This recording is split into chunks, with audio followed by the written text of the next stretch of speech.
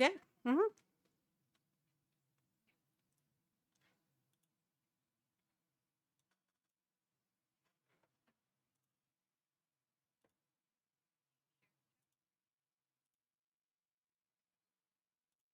There we go. Share all these. Yes, so is everyone back? As far as I'm concerned, Alan, you're in charge. Mhm. All right. well, Oh I my think we're all in goodness. charge talking about the leadership, but yeah, excited to be Right? here with I'm you like, you tell all. us if we're ready to go. Absolutely. We're gonna have a real fun time today. Mhm. Cool. So everyone, thanks for joining us today. My name is Owlin. I'm going to be our host and moderator for today, and we're going to be talking about the Women in Power leadership event today. So, specifically in our group, I have with us Allie, Ham, M, K, and Aretha.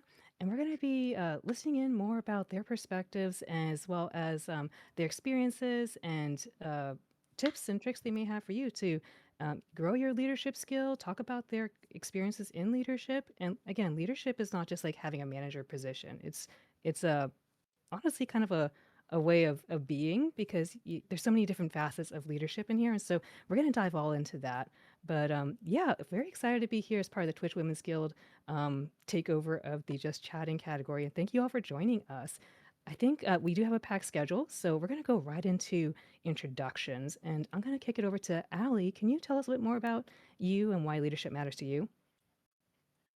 Hi everyone, my name is Ali Soko. I'm an American, but I live in Korea. I've been here for about 10 years.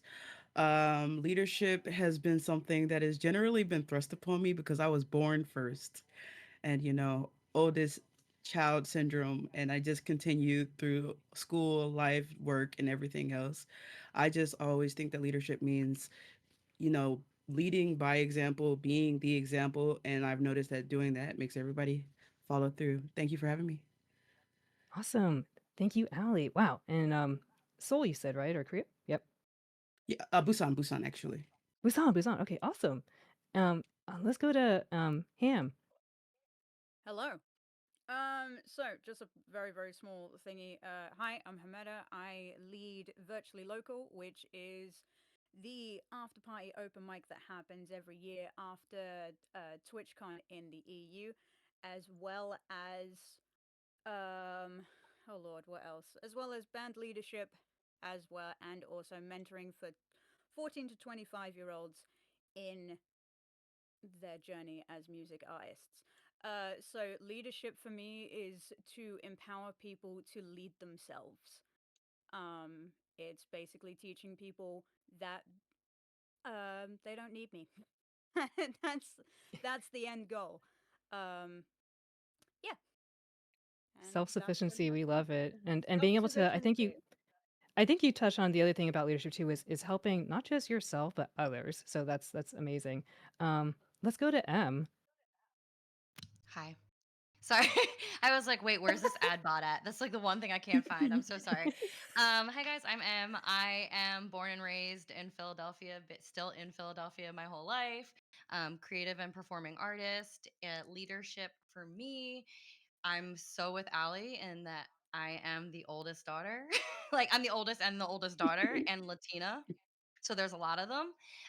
Gang, And gang. so yeah, so it starts there for sure because you basically become mom.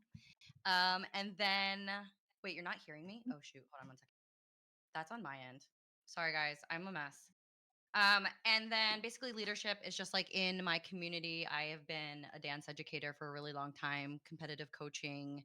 Um, I've worked in for like corporate a lot. And so like leadership for me is just having someone in the room who provides support, who like leads by example, is able to really give people a place to grow and like harvest other people's ideas and allow like community to build. Like I don't, you know, we'll leave it there. I could go into this forever, but yeah, that's what leadership means to me, and I'm very excited to be here and chat with you all today.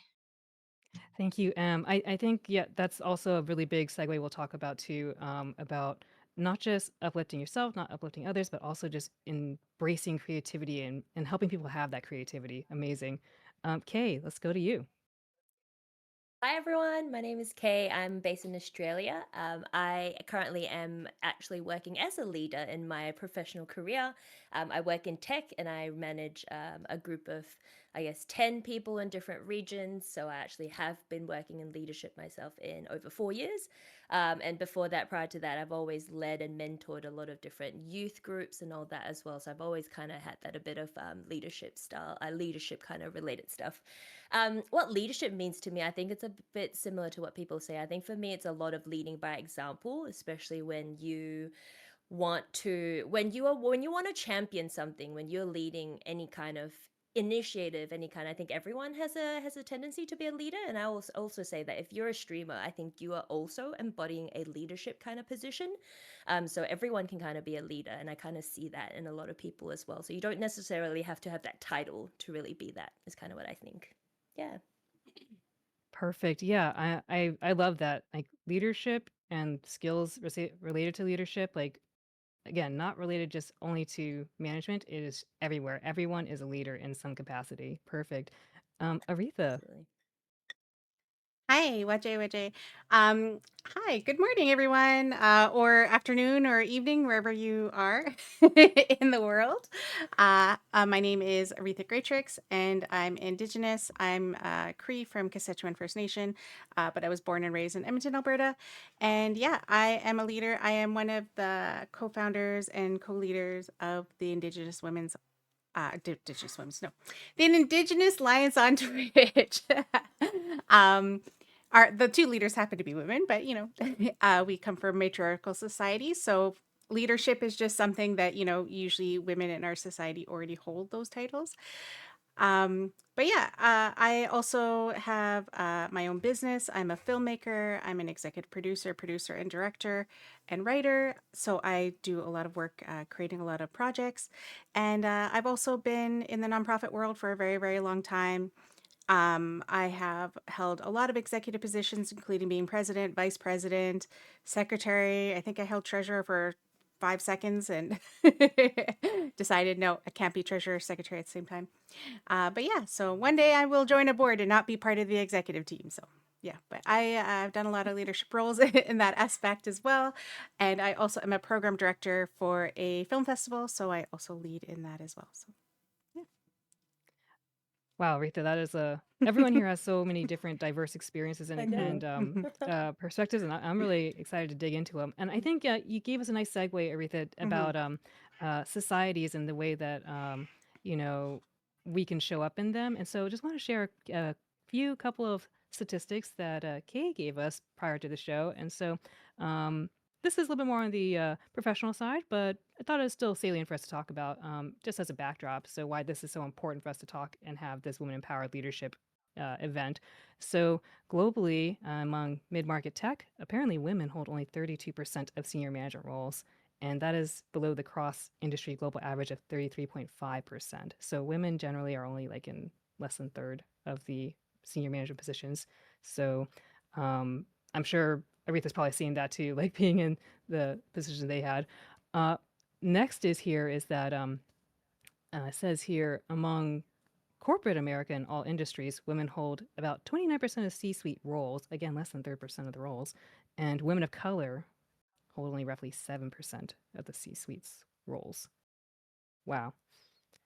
And again, broken rung here. So first line managers persist where the broken rung says, hey, for every 100 men promoted to manager, only 81 of women are. And it's looks a lot worse for black women, where only 54 of them, and for Latinas, only 65. So, yeah, I think that like, oh, one more thing here too, pay gap.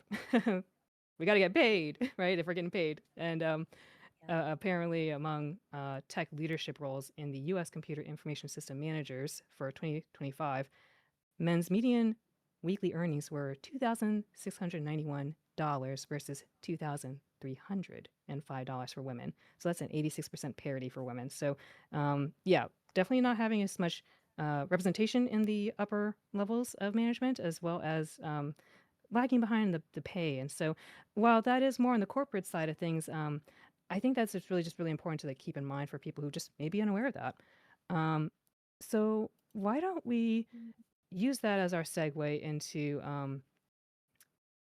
let's talk more broadly about leadership. I love that you all told me what leadership means to you. I'd like to know a little bit more about uh, what is your preferred style of leadership. There's different ways that people show up as a leader, and so um, let me throw this over to uh, Ham. Ham, why don't you kick us off Yeah. for what is your preferred style of leadership and why? My my preferred style of leadership is 100% uh finding skills that people didn't know that they have. So I'll give you like a very, very great example.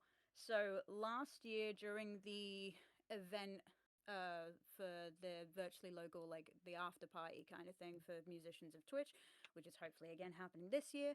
Um, there was a streamer live with Lana, and you know, at the beginning, she was like, I don't know where I'm going. Like, which team do I assign everything? Like, you know, am I assigned with?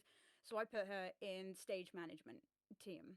You know, she's approachable, she's calming. Like instantly, she just gives you the just a calming presence, which is exactly what musicians need when getting on that stage. Just somebody who's going to be their hype man no matter what. Um, and you know what? Her instincts for stage management was so on it. Like the microphone dips down a little bit. She's straight on the stage. And so this year she has been like promoted within the staff to like basically manage the entire stage. And she was just so, and that's what I like to do. I like basically to put people in the deep end, but kind of be like, I am here though, and you will not be judged if you sink. Like, but I am here to put you to the test and that kind of thing. That's basically my style of leadership, and it's same for dabble in the pool. Dabble in the pool, and I'm here on the side with a rope if you need me, and never feel ashamed to call out for that rope. You know, because that's also a problem with a lot of leadership is it's that you're put so quickly into the deep end, and then as soon as you go, this is too much, you're instantly judged for calling out help, and it's like this person is not cut for this kind of pressure. I need somebody that gets in there and shuts up, and that's not the leadership that I will ever embody. That's my kind of leadership. Yeah.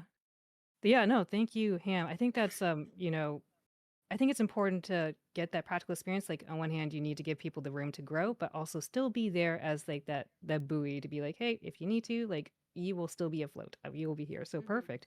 Um, why don't you tell me a little bit about your preferred style of leadership and why? It's a little different depending on the space that I'm in, but one thing that tends to be kind of the common is that I try to always lead by example. Like I have this something that I say, especially in a room if I'm mentoring like with my dance students, or if I'm managing at in corporate fitness, like I wouldn't ask you to do anything I wouldn't do myself. And that's really big for me is like I either say that it's something that I've already done. I'm happy to get down there and do it with you. It's leading by example and not being afraid to get your hands dirty. I'm just going to boss you around and have you do it. And like, I want you to know that we can do it together until you feel comfortable, or I can do it and you watch me this time and maybe you do it the next time, but I will never ask you to do something that I would not feel comfortable doing myself or do not think I'm capable of doing myself. If I'm asking you to do it, it's more because I want you to have that experience or I want you to, you know, conquer a fear or something of that nature. But I'm always here to step in if need be. It's more so like I'm just trying to give you the support that you need. And I just think that that's really Yeah, important because I've had a lot of people in my life who have been bosses and not leaders, and that's just very different. that is a really key point. Boss is like someone who can potentially fall into just being authoritative and like can't actually coach or mentor you. And a leader is someone who can actually be that support network as well. Perfect. Thank you. Allie, tell us about you. What is your preferred style of leadership and why? So my preferred style has changed because I'm a service manager at a education institution here in Korea, and I oversee like the foreign staff and the Korean staff. So I've had to change it a little bit because I've had to incur like a cultural sensitivity, but also bridge the gap between two very different groups of people. And so I've been establishing trust. I think that is the biggest thing that as a leader, I think is like one of the most important things. Literally establishing trust on both sides, letting both sides know, hey, you have the support, I'm listening to you, and that I can support you on either side, because both ways you have people looking to you for guidance or help, and you should be able to be there for them, but also encouraging them to take opportunities themselves, like uh, Meta said, and like M said, just being supportive to those people, but also having that cultural sensitivity and being able to bridge a gap is very important when you work in my field and you're also working with people who are in a vulnerable position of learning a second language or something like that. So building trust allows you so much more, and then they also allowing them to show me that I can trust them the same way. Like I like to give people that I may have to lead an opportunity to show me like what they can do. You know, give me the opportunity to trust you and show me like what you're willing to take on so that you both don't feel overwhelmed, but you also feel empowered to do whatever you want and be great and like hopefully go on to leadership positions in your own right. Thank you, Ali. I think I love that you said trust, and then obviously cultural sensitivities, which helps build that trust. And I think that uh, it's important for us to have, like, I guess, a shared kind of understanding of each other's where we all are in the lay of the land. So that's really cool. Aretha, Just tell me a really bit about. quickly. Yeah. I'm so sorry, Ali. Just to check in. On your OBS, are you muted on on your side? Like for your I have main my mic. own mic muted. Oh my god, guys. Oh, Okay, oops. no, you're fine. I didn't want to interrupt you, but also like, No, Mm. but I'm glad you see, that's also part of being a leader is when you gotta Hmm. stand up and say, like, "Hey, I'm not gonna You're be polite. I need to be, like, a little Yeah. assertive here because gotta gotta fix a little thing." So, thank you, Ham. yes. Yes. Thank you so Um, much. alright, cool, yeah, so as a quick Oh, reminder to all our M's mute. pianos. Oh, I did the Is same M thing. muted too? yeah. Yeah, okay. I just unmuted We're myself again. I'm sorry. It's not a yeah, stream no, without technical difficulties. I know. Right. I Yeah. mute Hmm. myself because my keyboard is so loud, so I have to keep muting, and then I forget to unmute myself. yep. And we got this. We're Hmm. see, leadership is in action right here. Exactly. Let's Exactly. go over to Aretha.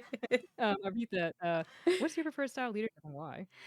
Um, I feel like because someone, so I worked for the government for a short period of time, and I remember I took a whole bunch of leadership classes, and they used this term that I was like, I get it. I guess it fit into this, and it was called like servant leadership, which is basically like you're there to help other people, to uplift them and like support them in their work and give them what they need to be leaders in their like wherever whatever they're doing in their projects, whatever.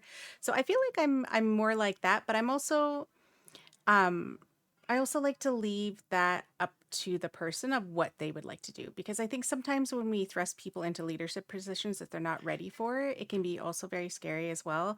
And, maybe they are ready. Maybe it is that they are ready and they just need that little push to tell them, "Hey, here's the confidence that you need to know that you can do it." Maybe they need that too. And it's sometimes just a matter of knowing the person and what like how they are and how and what they need to then succeed in whatever they're doing, right? So I feel like that's kind of my leadership style. I'm not trying to like I don't want to be the top and be like, like where it's very patriarchal hierarchy. I'm not a big fan of hierarchy. I'm like, I'm indigenous, we're a circle, everyone who shows up is equal. And so letting people know that everyone has that potential to be leadership, to do those things. They just, maybe either need the tools or the sport or maybe the confidence, and I am willing to give you all those things when you're ready and when you want to eventually take on those roles.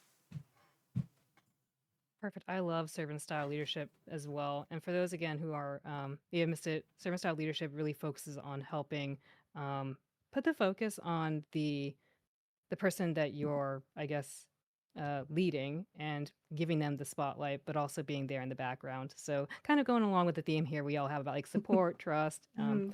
Kay, round us out here. Tell me about your preferred style leadership and why. think my biggest one, and I thought about this a lot of how I want to present myself as a leader, like growing in and especially building up and coming up, well, climbing the ladder as well. I personally really strongly feel an empathetic leadership. That's how I really, really am passionate about. I've had male fellow leaders have told me that I'm not going to get anywhere if I continue on this path of using empathetic leadership, which was very interesting, but I still strongly believe in that because I think that's what's missing in a lot, especially in the tech world, right, where there's a lot of male dominated leaders out there. I truly believe that that is the biggest change that women can actually help, and we tend to just be more empathetic. And I think everyone should just be a bit more empathetic. If you're able to just understand other people, if you know their goals, their values, what your people want out of their life, out of their jobs, or whatever you're leading them in, you're going to be able to support them better, right? At the end of the day, so that's definitely one of the biggest parts. And also, I think similar to everyone, it's a bit of leading by example. I really truly believe that if you embody that values and people can see how they want to be and be like you can mentor them into being that the best person they can be as well. So I think it's a mix of both of those. But yeah. Love it. Yeah. Empathy, for those who aren't aware, empathy is like being able to put your like self in the other person's shoes. I call it being kind of an emotional sponge. Like you feel the same things that they feel, and Yes. you know where they're coming from. Very different from like sympathetic, where it's like you be like, I feel bad for you, but I don't actually feel bad, right?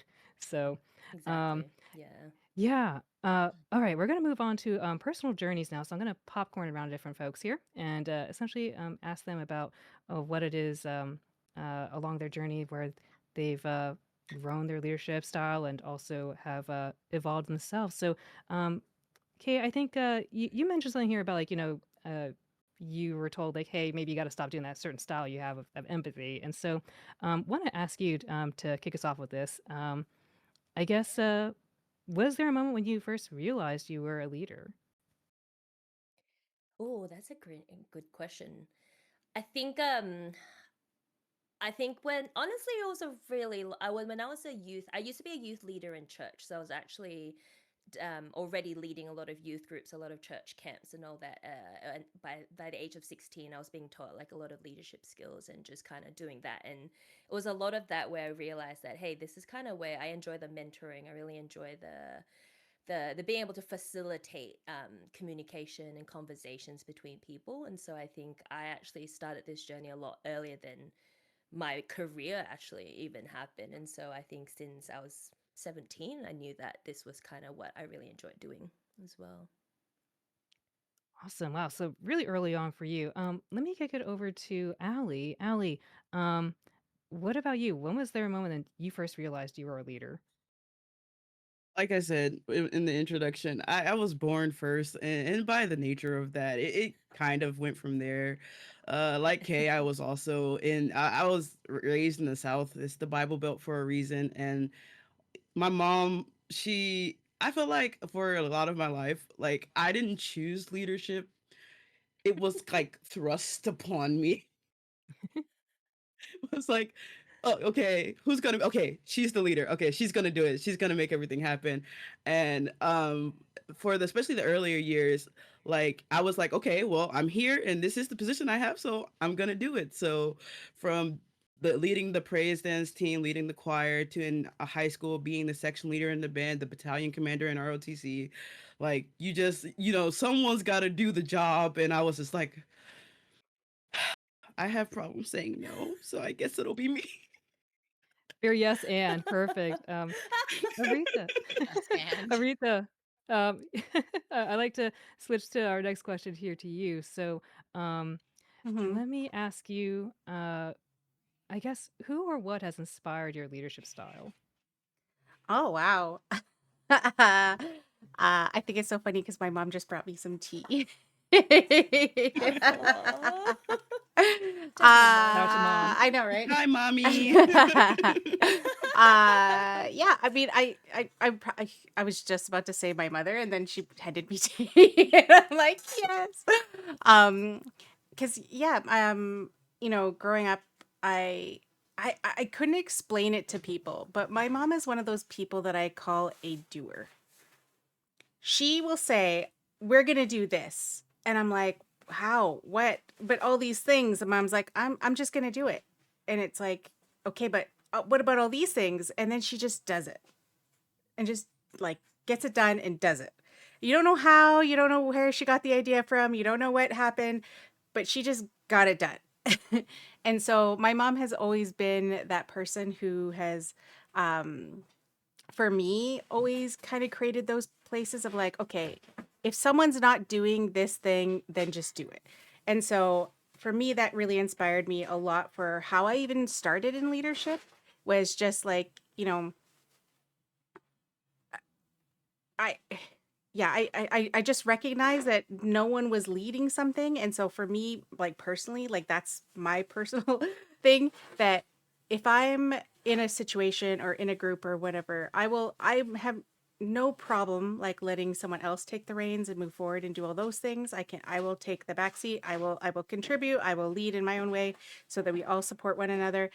But if I don't find that person in the group, I will then just take on that role. And so it sometimes has been beneficial to me and sometimes hasn't, but it's because I've been shown that example of, okay, we're just going to do this thing. And it's like what, when, where, why. Those details aren't important. I don't know those things yet, but we're just going to do it. Perfect. Like a commitment and then like creativity through the constraints. Mhm. Love it. Um, Let me go to M. M, can you tell us about who or what has inspired your leadership style? Yeah, so a lot of what Aretha is saying resonates with me, in the sense that like I my parents inspired me in a different way. My parents had me incredibly young. My parents are very young. So there was sort of a raising each other moment that happened. It was kind of like I didn't have the guidance that I needed. We were like too busy figuring it all out at the same time. And I grew up dancing in the 90s. No one do math, mind your business. And it was a very hard time to be a dancer because there was no body positivity. It was like you don't speak unless spoken to. It was very competitive in nature. I mean, there was just in so many areas of my life, like I needed someone to guide me, and I really just didn't have that. And I had one of those having to grow up a lot faster than I should have had to grow up. And so I think for me, like when I became a leader was just like as an older dancer, like looking out for like, my youngers, my minis, and then I started to teach the babies because I was like, I wanted to be someone who was like a figure for them. And when someone was feeling bad about their bodies or something that was going on at home, and like, if you came to the studio in a bad headspace, you weren't allowed to wear that. You weren't allowed to have a bad day. You had to fall in line. Everything had to be perfect. And I just like decided that that wasn't going to be my room, and that wasn't going to be how I did workshops, and that wasn't going to be how I hosted events. So I would definitely say it was definitely how I was brought up that kind of forced me into leadership in a way, with both like what Ali was saying with my siblings and with all of my babies at the studios. I kind of just had to become a mom for myself and for them. And then that's kind of where this idea of like being a leader kind of just flourished, I suppose. And it just continued to grow from there. I think you all touched upon, thank you, M. M, you, Allie, and Aretha have talked a lot about, like, I guess growing up has your formative moments as young pups, as I would say, helped shaped this journey for you. So I think that that's really key because like leaderships can start at all sorts of different ages, and it can be very bi-directional as well. It doesn't have to be just like one directional. So perfect. Ham, I'm gonna have you round us out here on the personal journey questions and ask you this: did your leadership style come naturally, or did you have to develop it intentionally? Yeah, no, it did not. It did not was not natural at all. It was very much internal. So I'll paint you a picture, which is that 18 and joining a metal band.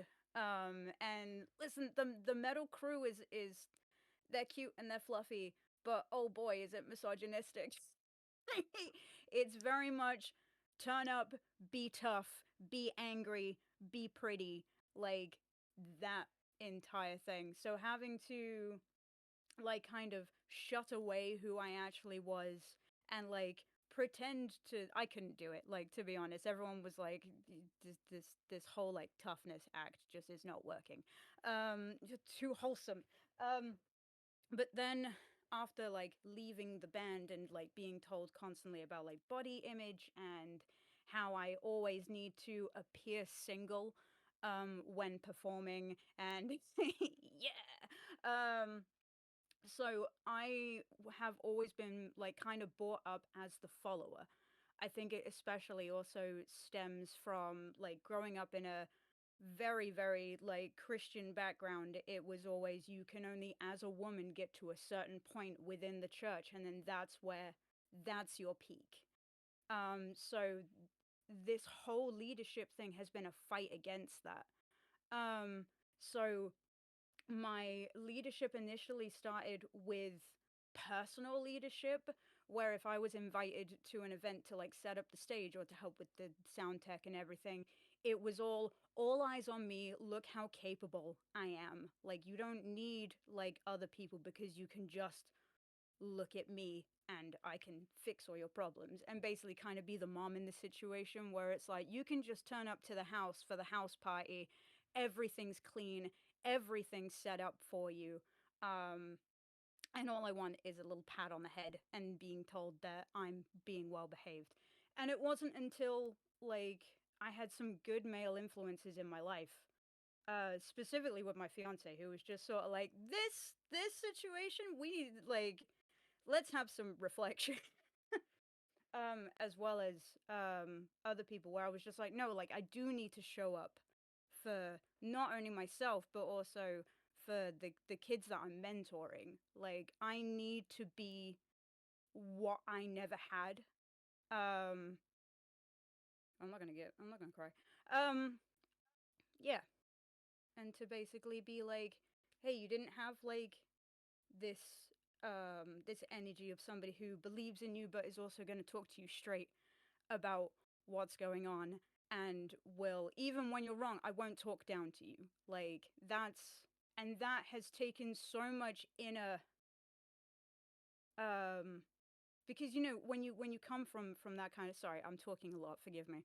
um but yeah, but when you come from that thing, you want to talk down and you want to be like, no, this is how I learned, because it was harsh lessons and it was that kind of thing, and having to be like, whoa, like, I actually need to slow up and I need to let people actually cherish the things that I wasn't allowed to cherish. I was not allowed to cherish being able to set up an entire backstage rig on my own.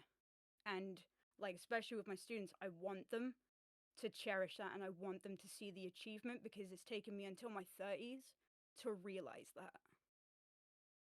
Thank you, Yep. Ham. I think Welcome you to my said so TED many talk. beautiful things there. There's like so much to touch on. But I think that you gave us a really perfect segue to challenges because you mentioned like, hey, you went through so many challenging things that you don't want other people to have to do the same thing if you can help them, right? So thank you for sharing more about how you had to intentionally craft and take in feedback. Let me switch us to challenges and barriers. Then that's going to be the next topic for us. Um, I'm going to throw this to, let's go to Kay. Kay, what would you say are some unique challenges you have faced as a woman in leadership? I think, oh, that's a few, quite a few. I think not even just in leadership. I think even in just industries specifically, I think that's a very big one. So I've previously been I've been a broadcast journalist. So I used to be in radio as well, and now in tech. Very male dominated industries where just even just the sound of your voice, the way you look, is already impacting people's opinions on you. I tend to sound obviously a bit younger. I look a bit younger. I'm not that young, but because of how I look, I think as even just in the media and even now, you kind of have to force yourself to. Well, we're being trained even in radio to force your voice to deepen your voice on purpose to sound like a man, so that you can sound more convincing. People actually take you more seriously. So that's a very big challenge. I'd probably say having a voice and feeling like people are going to listen to you and think that what you say is valid. I think that's always the biggest challenge, where if you're in a room full of a lot of men have a lot of opinions who are not afraid to say things first. I think that's one of the biggest challenge I've had, where um I don't know if what I say can, well, are people even listening to me? I think in a room sometimes it's a lot of that. And I think also, not just obviously being a woman, being an Asian woman, we're also known to be very quiet. We're not meant to stand up and talk. So I also have that cultural side of things where there's just some expectations that you have to already overcome. So I think that's a lot of, those are probably the biggest challenges for me in terms of making sure that my my thoughts and my words come out and people actually listening and feel like, hey, this person's credible. I think it's the challenging part for me. Yeah. I think I'd like to ask that actually to the broader group here. If you can raise your hand or wag your tail or whatever. I guess how many people here have felt like they were not taken seriously because of who you are? Absolutely.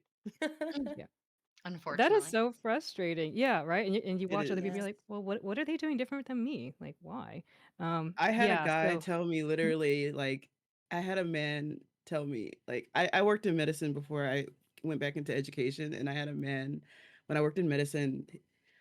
I told him that something wasn't right, and he was like, "It's absolutely right." And I was like, "No, no, you need to reread the paper." And he was like, "There's no way you could be right." And I was like, "Dude, just read the That's paper." horrible. And just I read the was paper, man. Come on, just read the paper, you know? Uh, I think let me actually put this over to M. M, can you tell us about some of the challenges you faced as a woman in leadership? Yeah, it's like so funny because just listening to everyone talk, everyone's answers are just like you.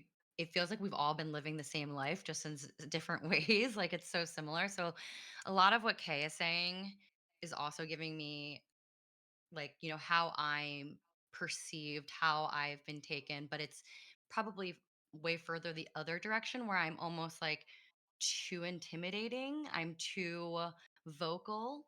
I'm I Mhm. say too much, I do too much. The word a lot gets thrown around quite often in the spaces that I enter because I am opinionated and I am very like well spoken, and I do feel that I deserve to speak on things if I feel knowledgeable on them, and that just doesn't always get received in the best way. It's kind of like know your place, have a seat, be quiet, where in my head I'm like if I want to grow and I want to not just like be a leader but be successful, like I can't sit in the corner and wait for someone to ask me a question. I want to go, I want to drive, I want to prove myself, and I have ideas and I have ways to make things better. And I think that the hardest thing is just that that gets knocked down. It just always seems to be that like I am too much in most spaces, and I refuse to accept that. But that means I'm not everybody's person. I'm not a person that everyone tends to like to be around because of that. And it's not even that I'm doing it in an aggressive or like a bossy manner, but it does get perceived that way. Especially being Latina, it's like, oh, she's just being like extra spicy today. It's like, I'm actually just being a human. This is just me existing in this space with knowledge, and I'm just trying to have a conversation. So it's that's probably the hardest thing is like knowing how I'm being taken, because in my head or the way I'm saying something feels one way, and then the way it's being responded to makes me like step back, like am I yelling or something, or did I say something, did I do something wrong? So it's really frustrating because I don't want to feel like I have to become someone else to be accepted. And can I Yeah, just add on to that as well? please do. Sorry to Please interrupt. do. If a man was behaving that same way, they would be perceived a different way. They're not seen as too much. There's this, oh, they're Successful, authoritative. They powerful, are exactly. intelligent. But the speak when on it. exactly, yeah. Okay, you So you took the there you took is the words right out of my mouth. I was about to say, I think the perception here is a real thing, and so it's like it is frustrating to be like, well, literally two humans doing the same thing, and it's like, why is one seen differently? The Um, double I think standard. this, yeah, absolutely. I think this is a great segue to the next thing here about like how do we like have you ever felt the need to adjust your personality to be taken seriously? And I know Em, you spoke about this. So let me throw this to Aretha. Have you ever felt the need to adjust your personality to be taken seriously? Uh yes. You know, I said something one time to my friends that I co-own a Discord with, and they said something to me. They used a term that I was like, I'd never heard that term before, and they said it was code switching, and I was like, what? And they were like, no, you were code switching, and I was like, oh, okay. I never in my life had heard that term. I'm in Canada. I like I live in Canada, and basically it's growing up, especially I'm indigenous, my mother's indigenous, my father is non-native, but like I grew up in the city, but I would go home and I would spend summers in the community with my grandparents, my family, and my grandparents didn't even speak English. So like I grew up most times on the reserve, with my family who didn't speak English. And my mom has a little bit of an accent, and, my family has an accent. So when I would go home, I would come back with this real res accent. And then I like even as a child, like people would like call me out for it. They were like, "Wow, why are you talking like that?" And I'm like, "What?" And they're like, "Why are you talking like that?" And then I would switch how I would talk. So I would enunciate, use words, use please and thank you, and people always thought I was very polite. And so sometimes when I'm in a room, I'm trying to not do that anymore, but also recognizing that at some point I was told that I need to sound very not native to be taken seriously, because even like like I've seen it in other places as well too, like people who hold like very important jobs and they have very thick accents and people think that they're drunk, and it's like like why would you assume that someone who has a native accent is drunk? Like that's not cool.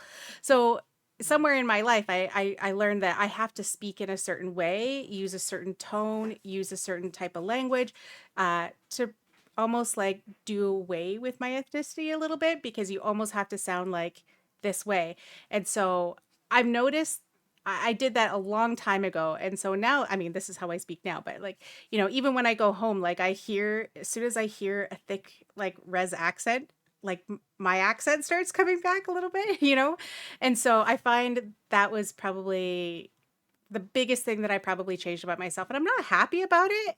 And it almost like when I learned about that term, I almost felt ashamed about it, because I was like, I didn't realize that I was doing that. But at the same time, I think it sucks that I obviously felt a need to do that, because people then would have discriminated against me, or, not taken me seriously in a way. So, yeah. Can I Yeah, I add slash ask a question? pl- Hmm. please do, please do. So when you're saying this is reminding because my mom does that. My Hmm. mom is like very different on the phone when she's talking Hmm. to her employees than she is at home.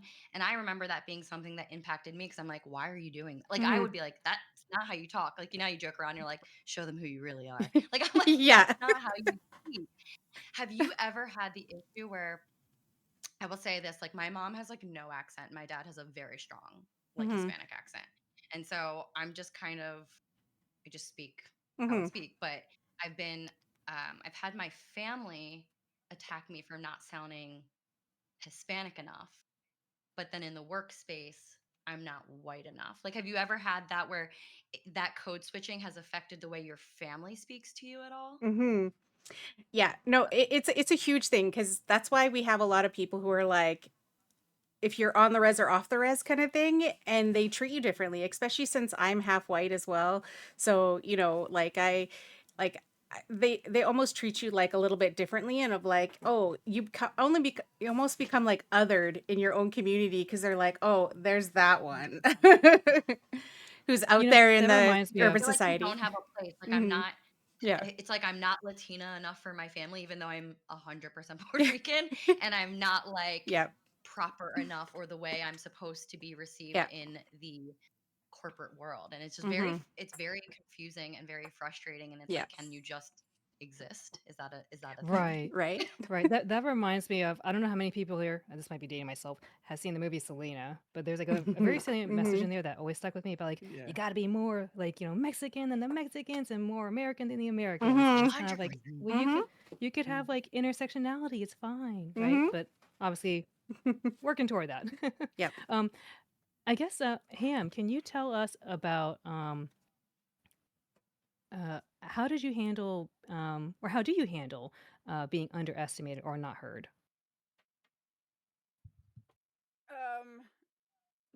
tempting answer is to say spite. I mean, you The could be real really. answer, she means. The This real real answer answer is is absolutely yeah. Yeah. I mean, the thing is that like my favorite moment of like whenever in leadership is when someone says you can't, is to basically turn up and just kind of like cross my arms and be like, you were saying, proceed, like, and that's that. Yeah, that's my kind of. I forgot the rest of the question. Sorry. Can you remind me of the question? Oh no, absolutely. Mm. So, how do you like um how do you handle being underestimated or not Oh heard? yeah. Yeah. It's yeah. It's all in the end product for me.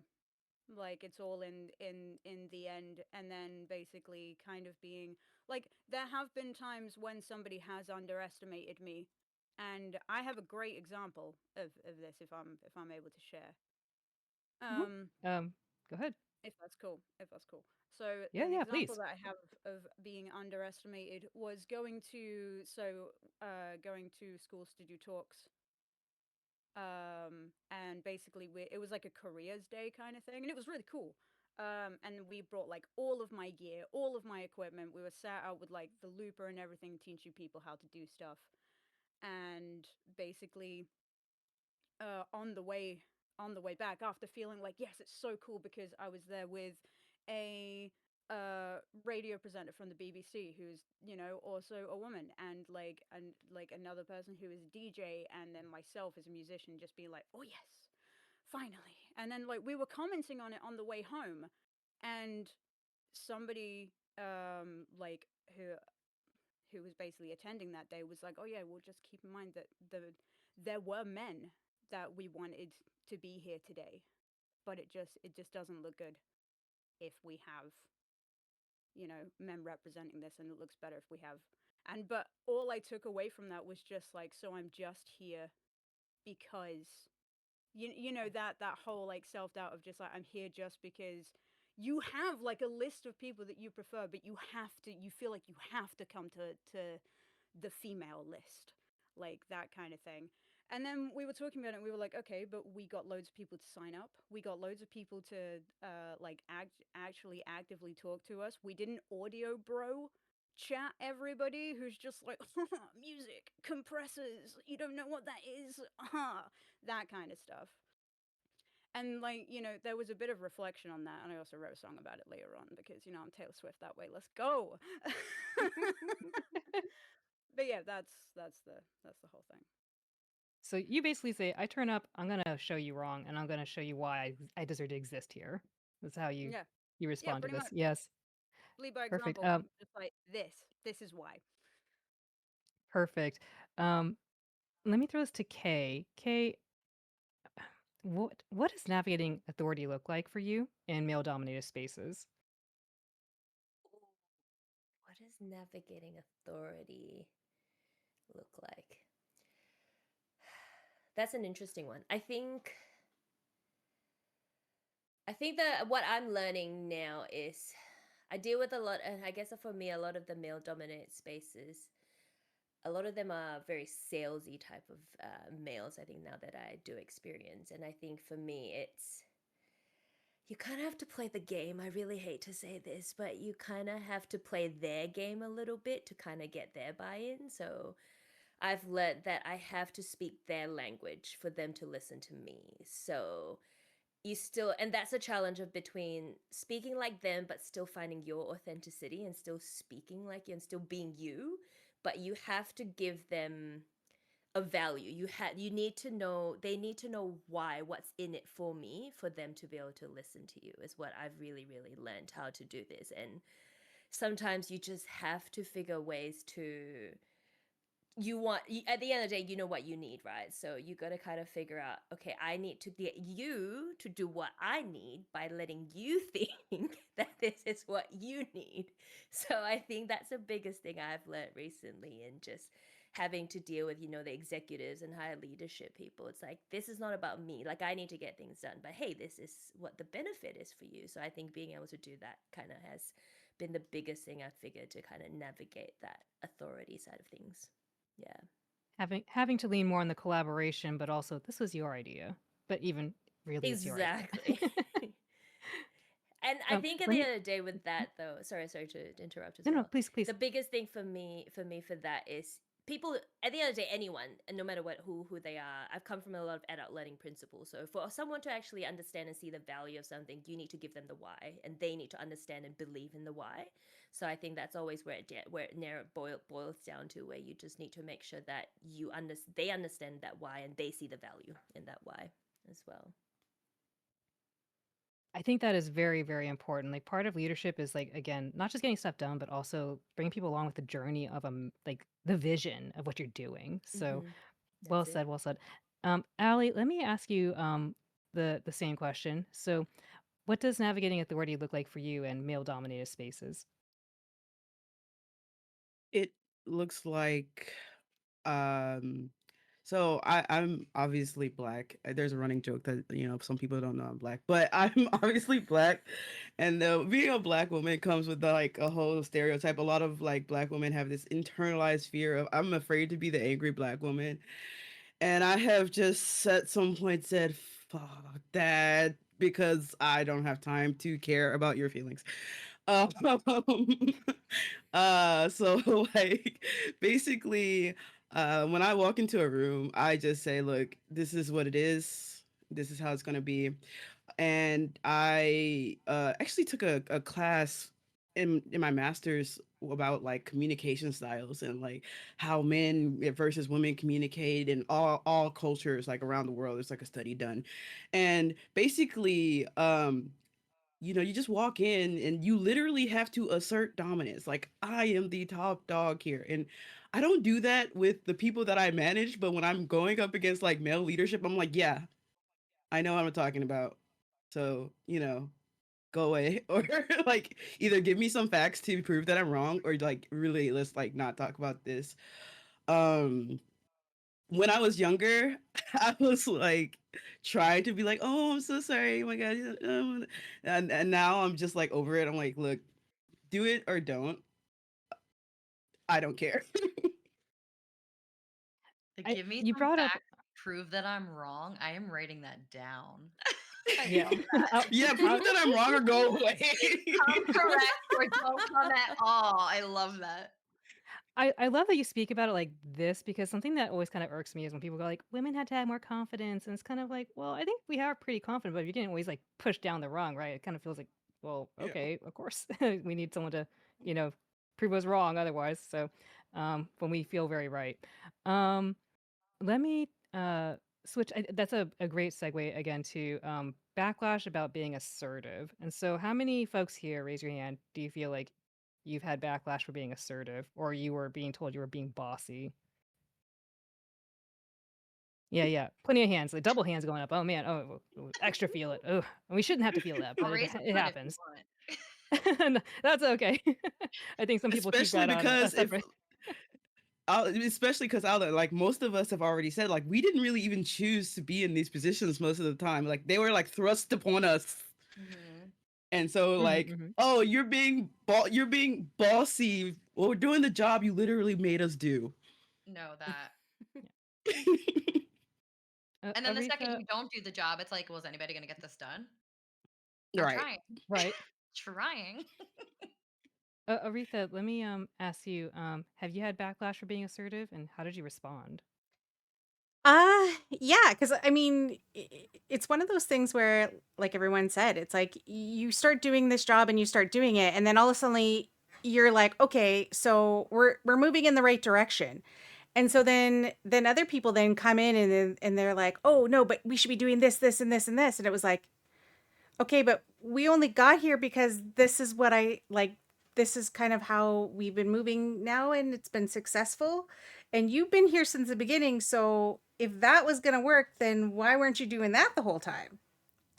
Like, why is it once like we as a group and like you asked me to do this and I'm moving us forward and this is what we're doing and I'm telling you this is working and we all see that this is working, but now you're like, oh, no, no, no, but we should be doing this. And it's like, okay, it's only after the fact, after I've kind of gotten us on this track of like, okay, this is working for us, that you're like, no, no, no, but we need to do this. And then they want to take over and then they want to step in. And then they're like, no, I can do that. Like, let someone else do that. And it's like, okay, but if they were going to do that, then wouldn't they be doing that already? And I feel like that's kind of the response that I've kind of been trying to understand. But at the same time, I'm also like, I'm a very reflective person as well. So if someone presents to me like an idea or something, I don't just like respond right away and like, oh, you're wrong, I'm right. I'm like, okay, maybe there's something here. Maybe there's something here we can incorporate. Like, let me think on it. Let me see how we can work this in. And maybe I'll ask more questions like, can you explain to me why you think we should be doing this or how this is going to incorporate into what our plans were or what the idea is that we've had moving forward to move forward, like how does this incorporate into that and how does that fit in that. And so sometimes it's just a matter of like almost putting it back on the people who, maybe think like, oh, it's just your way. And it's like, no, no, no, I'm not saying that. I'm just saying that if this was the goal that we wanted, how does that get us to that goal? And if you can explain that in a way, then maybe it was just an idea that, maybe will work, but just not for this. Right. So you use reflection in both ways. One for yourself to think like, okay, let me take this information, let me think about it. Mm-hmm. Second way, turn it back to you. Hey, this is how I thought about it. Is this how you think about it? Try to get on the same page. So Mm-hmm. um let me let me turn to Ham. Ham, have you had backlash for being assertive and how did you respond to it? I've had backlash for being assertive in many ways. Mainly because, especially when it comes to like the music industry, as a woman, I am just expected to be the talent and not to be the person behind anything pulling the strings. Um, but also having to balance like egos in bands, as you know, being part of band stuff. There is egos, and there are people who believe that they have more experience in the industry than you do because they have like 5 minutes of fame and didn't do anything with it, so therefore instantly have authority. So having to talk to people about how they act around women in spaces because a lot of people don't have that kind of, I guess, that emotional intelligence. Um, and also having to, about how they talk to the sound engineers themselves and how it's just like, yes, you are there for the show, but like they are building the cathedral. You do not go up there and like mess around with any of the back end cables. Like that is their kingdom. And trying to maintain a collaborative space while also having to kind of get my inner ball of, I will call it masculine energy because it kind of has to, it stems from that of just being like, no, I need you to back off. I need you to listen to me and I need you to back off. I've explained the reasons why you are not listening and you are going to cost us like later on down the line because you're making somebody uncomfortable. You're being difficult to work with, and you can't expect that to not have consequences. And that has led to confrontations. That has led to some near fights, like, and that kind of thing. And especially, I have been overlooked for being too assertive for jobs because I am somebody who, if you give me a tech run of what we need, I will make sure that everything is prepped for you because again, I want to be noticed. I want to be pat on the head. And but at the same time being present and being the one who's just like, I want to be your number 2 in this situation. I want to build this with you is also seen as me being bossy or me undermining. And it also doesn't help that I come like, so I am neurodiverse, right? So I diagnosed ADHD. So also reading social cues is not my forte. Uh, so, I don't read the room, okay? I see what needs to be done and I do it. And I don't take into account like maybe a guy's feelings on I am the man in this space, so I should be the one setting up tech. I don't see that. I just see a list of what needs to be done, and I don't care about a gendered role in that. I will not sit and greet people at the door when there are volunteers who can do that. I will be backstage making sure that gear's like kept where it's supposed to be, that the musicians are being safe, that the kids that we teach are like being good examples to their peers. That's my job and that's what I'm here for. Like, I'm not to greet people at the door to put on a smile. I'm here to put on a damn show. Love it. Yeah, That's we're here for a show. Mic drop. Perfect. And passion came yeah, I out know then. exactly. Sorry. We need that. Whew. No, I love the enthusiasm, and we can clearly hear like this is like very important for us all. Thank you, Ham. I want to ask you about this. How do you handle being the quote only in a room while keeping focus on the outcomes? Wait, is that a Uh, question to me? Oh, okay. Oh, cool. like, where do I start? Um, I'll be honest, I don't. I'm the kind of person who refuses to be in a box or stuck with an idea that's like only my own.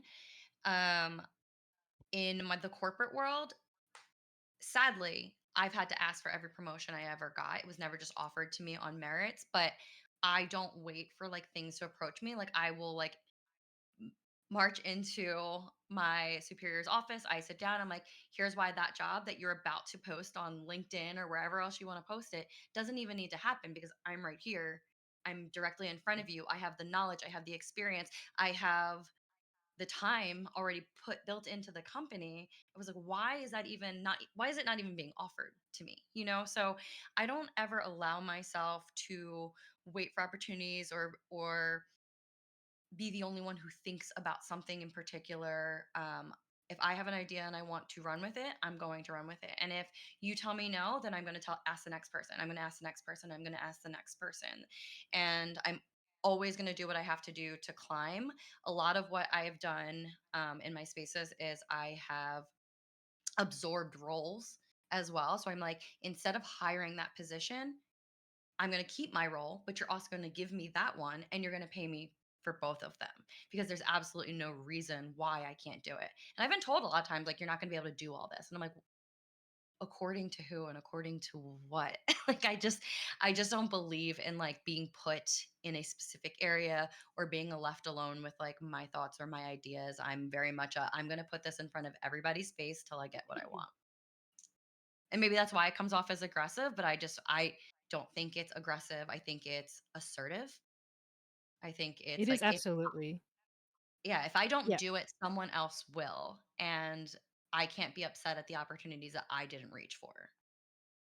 Yeah, I think we're gonna get into that topic about like uh the skills you need to be a successful leader as well as to advocate for yourself because that is humongous, especially for women. Because to your point, a lot of times like merit alone is not going to be recognized, and we won't even get the pat on the head we want. Like Ham's been saying, like just pat our heads, like start with that, right? Literally. But even better, like do the pat and then give us like compensation too, right? um, give us those promotions. Um, Kay, let me ask you the same question. How do you handle being the only in a room while trying to keep focus on the outcomes? Uh, I think that that's always going to be a very difficult thing when no. I think the biggest thing I always go back to again, it's kind of the same part where we're like, what? Hello, we're all in the same team, we're all in the same boat, we're all trying to get to the same outcome, right? Like, there's always going to be distractions. There's always going to be different focuses. I think again, if everyone and we always and that's why I think like having common values, having the same working towards the same goal, making sure that everyone's aligned to the same north star, I think it's always going to be so important to kind of just get there together. So being able to say, hey guys, let's circle back, let's go back to see what is our north star, what do we focus on, we've got so many things distracting and there's so many other things to do. I think being able to take everyone back and kind of remind people the why. I think I'm always about the why, like reminding people the why kind of is the way I kind of handle that. It's like, what are we doing? Like, what? Like, can we make sure that we come back? And I think that's always going to be the way, especially as a leader. I think when you have a team, when people are distracted, when people have so many things they need to do in this world where they have so many things, I think that's the way to kind of always remember the north star is kind of always what we always talk about. Yeah. And how do you keep people on the North Star? Like sometimes people kind of diverge a little. Like how do Yeah. you like keep them there? Yeah, I think what I really love that we do is we do monthly for my teams anyway. What I like to do is we every month we'll always go through our KPIs, our what our targets are, what our goals are for the month, for the year. Always going back to our values, our principles, and all of that to kind of remind them. So I think everything that we do is just making sure that hey, just as a subtle reminder that you're always there. And we always kind of make sure we go back and review. We also have what we call monthly business reviews, where we review the last month, how we did, and then go into this is what we want to work on this month. So it's kind of a very corporate type of, I guess, world, but that applies to really everything as well. Yeah. Mhm. Yeah, a very professional setting, but I think it's important to, as you said, like keep people aligned on the ultimate goal, that North Star, that vision. Um, Mm. and let me ask the group here. So I'm going to go down the line. I want to ask about at what turning point did you decide to stop dimming your own light or playing small? So let's throw this to Aretha first. Uh, oh my goodness. It's like the moment you said it, I had like two specific examples that like already got in my mind. But one of them is like, If you need to, we can mm, pin. Oh, sorry. okay, Go ahead. yeah, Yeah. sorry. Okay, so I mean, I think they both kind of relate, but one of the things that I definitely am usually also in a group is I'm an ideas person. Like I'm the person who's like, oh, and I really do like I problem solve everywhere, including my dreams. Like sometimes I'll just have a dream about something and I'll be like, that's what we got to do. And then I'll wake up and then I'll like, okay, this is the plan. I had a dream about it. I think this is gonna work. and and even when I've done the ideas thing where I was like, okay, we're gonna create this project, we're gonna create this thing, we're gonna do this something. And I'm a very I want to recognize other people. And I think it's because for myself, I've definitely been in a position where I've done something and someone else has tried to take credit for my work. And then I'm like, I'm willing to share the credit, but like to discount me completely that I had nothing to do with it and not even mention my name in the program and the whatever. I was like, it's happened to me quite a few times. And then eventually it became a point where I'm like, okay, I have to stop being humble about it and start actually talking about what it is that I contributed to the project or that it was my idea or whatever. And I'm willing to share the work. I'm willing to share all those things. But if my name's not being brought up or even being mentioned that it was because I had this initial idea, I'm the one who started the idea or something, like just giving me some sort of credit for it, I start having to do that for myself. And I almost feels like icky that I'm doing it. But at the same time, it is that because I've definitely been in a lot of projects, a lot of room, a lot of groups, a lot of group work. I think even in high school and even in college and university, I hated doing group work because the same thing would happen to me over and over again where I would do a whole bunch of things and then people would be like, and then they would get up and just talk about themselves and all the things that they did, but they weren't talking about the group. And I feel like that's a leadership thing as well too. Like it's our work. We did this, recognizing this person did this thing, this person did this thing, this person did this thing, because we all contributed in some way. If someone didn't show up at all, then obviously you're like, well, this person didn't show up at all. I have nothing to tell you what they did because I don't know what they did. They didn't do anything. So, but I think even from that, like I've only recently started doing that, and I think the moment this happened for me was when the production company I own, I actually started out with two other people. One person dropped out first and decided like, oh, they wanted to leave and kind of do their own thing. And then the second person, I eventually bought out of the company. And so I just became myself. And a lot of it was, again, it was the same thing. It was like I was doing all this work and I was going to these things, networking. And then people were like, oh, yeah, that's so and so's company.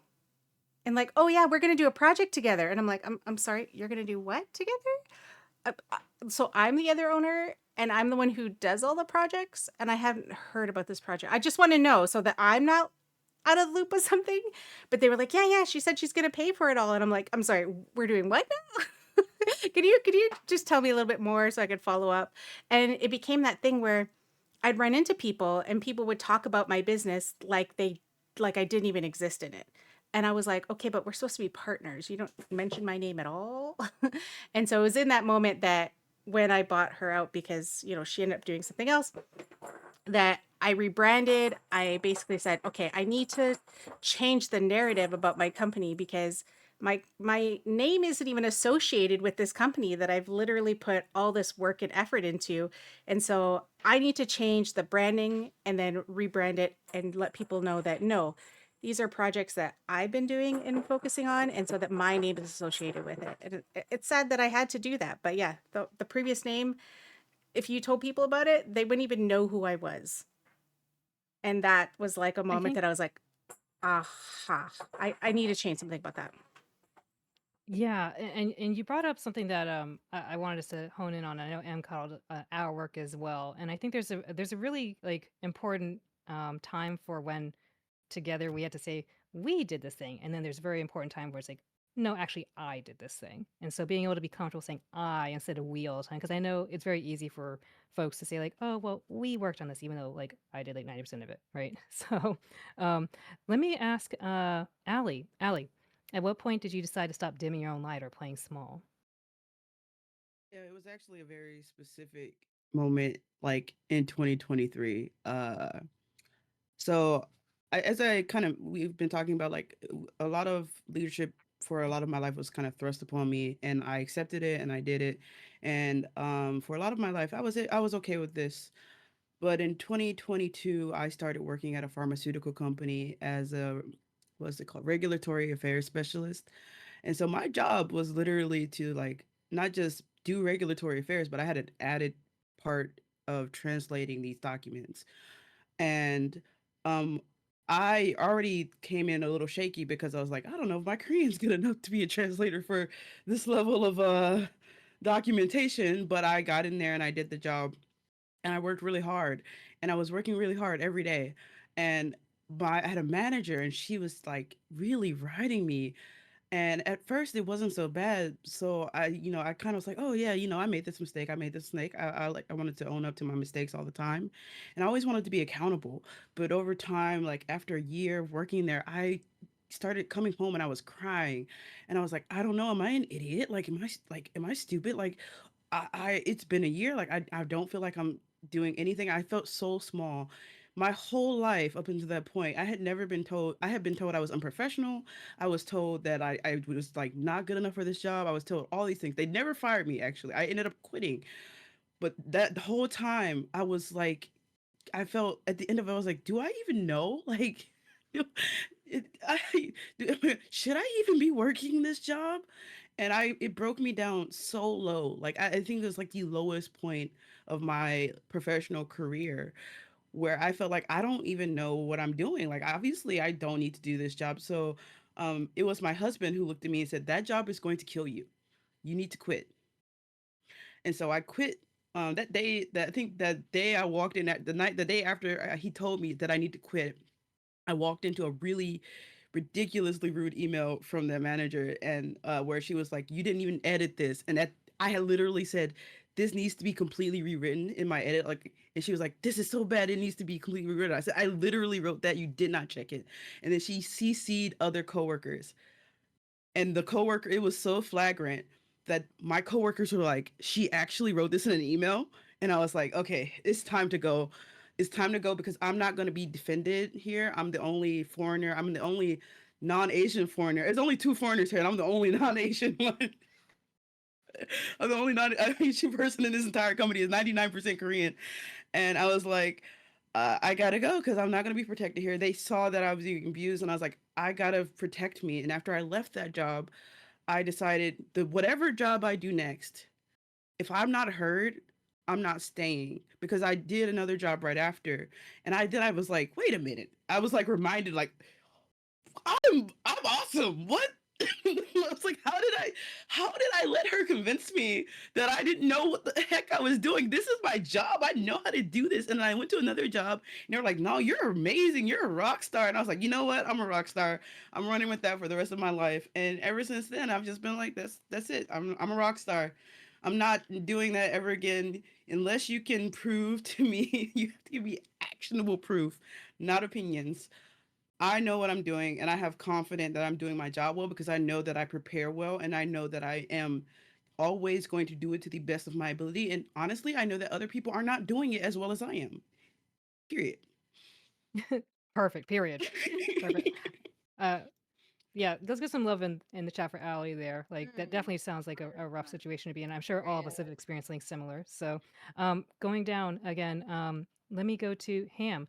Ham, at what point Yes. did you decide to stop dimming your own light or playing small? So there's two instances of this. I'll try and keep them as brief as possible. One of them. So the organization for the open mic night after like the TwitchCon weekend at the EU has been going since 2019. Can you tell I've taken my meds, by the way? They finally kicked in. Has been going on since like 2019. And basically, the guys who worked on it worked so hard to make that happen every year, and they got burnt out, and they were just like, "We're not, like, we're out. Like, we've done this for too many years. The scene has changed so much." And I'm staring at this gauntlet on the floor, and I'm looking at it and going, "Is no one else gonna pick this up? No, no one else is gonna touch this. We're just gonna let this beautiful event die." And then so I just kind of picked it up and went, um I guess it's me, and but taking from that, like, because obviously I'm very active in the chat, I was in charge of doing their song list of, like, be like stage management and stuff like that for like the past couple of years prior. So I went back through all of my notes that I made to them of things that I would like to personally see changed, and then just suddenly was just like, I have the power to change this now. And like last year was immense, and hopefully this year is going to be immense. And yeah, so that was one instance. But another one was actually sponsored by one of the kiddos that I mentor, where we were doing introduction to production, and just trying to get these guys as self-sufficient as possible so that they don't have to rely on other people and they can create like their vision. And there was this lovely, lovely woman, like, just like, she was sat there, she was nervous, and she was just like, just not participating. Wall, there was just a massive wall up, and I was just like, look, like, level with me, like, what's going on? Why don't you want to take part in this? Because she'd be like, oh no, can you show me how to do it? And then I'd show her how to do it, and then there was that reluctance to actually pick it up and do it. And then I realized I'm slowly doing this for you. Like, so I was just like, let's break that down a little bit. Why aren't you doing this? And she was straight up, and she said, it's because I just need to find a good producer who can do all this for me, and I can just focus on this one specific area. And I'm like, I get that. Like, I get, like, you have an amazing voice, you have an amazing talent that you've worked hard on. But if you leave gaps in your knowledge, especially as a young woman, there is areas for people to exploit you for it, and to basically cage you in that knowledge and just say, you can't have this unless we make a deal about something. And especially, it becomes straight up, it becomes a safeguarding issue as well. Like, so I, like, and she was just like, I don't have any examples of like anybody who's made stuff. So I was like, look, I'll show you something that is completely in the beginning process right now. I'll show you something right at the scratch that hasn't been polished and manufactured and everything else. This is just the raw stems. And just she got it. Like she was like, so I can have like complete freedom in my creativity. And yes, like, and just by showing somebody that I wasn't just there to instruct, but I'm also just further down the path that they're already going on, was a huge light bulb for me as well. Like, of just breaking down that whole like teacher role and just being like, I was you like a few years ago, here is the first steps of my journey, and now we've just polished the rock and now it's nice. I love that. So you had two moments, and both around opportunity. You saw an Mm, opportunity to be like, "Hey, I don't have to wait for someone to give this to me. I'll just take it." And then the other one where it's like, "I've been here. Let me help you." yeah, Perfect. yeah, Um, 100%. M, tell me, at what point did you decide to stop uh, dimming your light or playing small? Mine is a very particular moment. In so I got married in 2024. Prior to that, the company that I was working for, I had worked there already 6 years, and I was, continuing to climb the company because I was like, that's what you that's what you do, right? Um, and when I moved in with my husband during our engagement, um, he was like, "Oh, so you like work 24/7. I'm like, no, I don't. What do you mean? I was like on call all the time. It was like always about like every conversation he would like, hear me on speakerphone and it would be like, hey, this was great, but, and there was always a but. It was always about what wasn't perfect, what wasn't completed. Like there was never, it was never enough praise for your accomplishments. It was always kind of like, we need more, we need more, we need more from you. And so I had pushed myself into the final space of like reaching the top as high as I could climb in the company. And I had gotten my last promotion the exact same month we got married. And I would see myself sitting down to dinner with a laptop opened, with a phone going off, and he would be like, "Do we get even 1 hour?"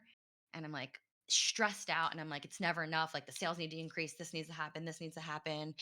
And I was crying a lot too. I understand that feeling. And then I just basically sat him down one day and I said, what if did exactly what I'm doing now, but for myself?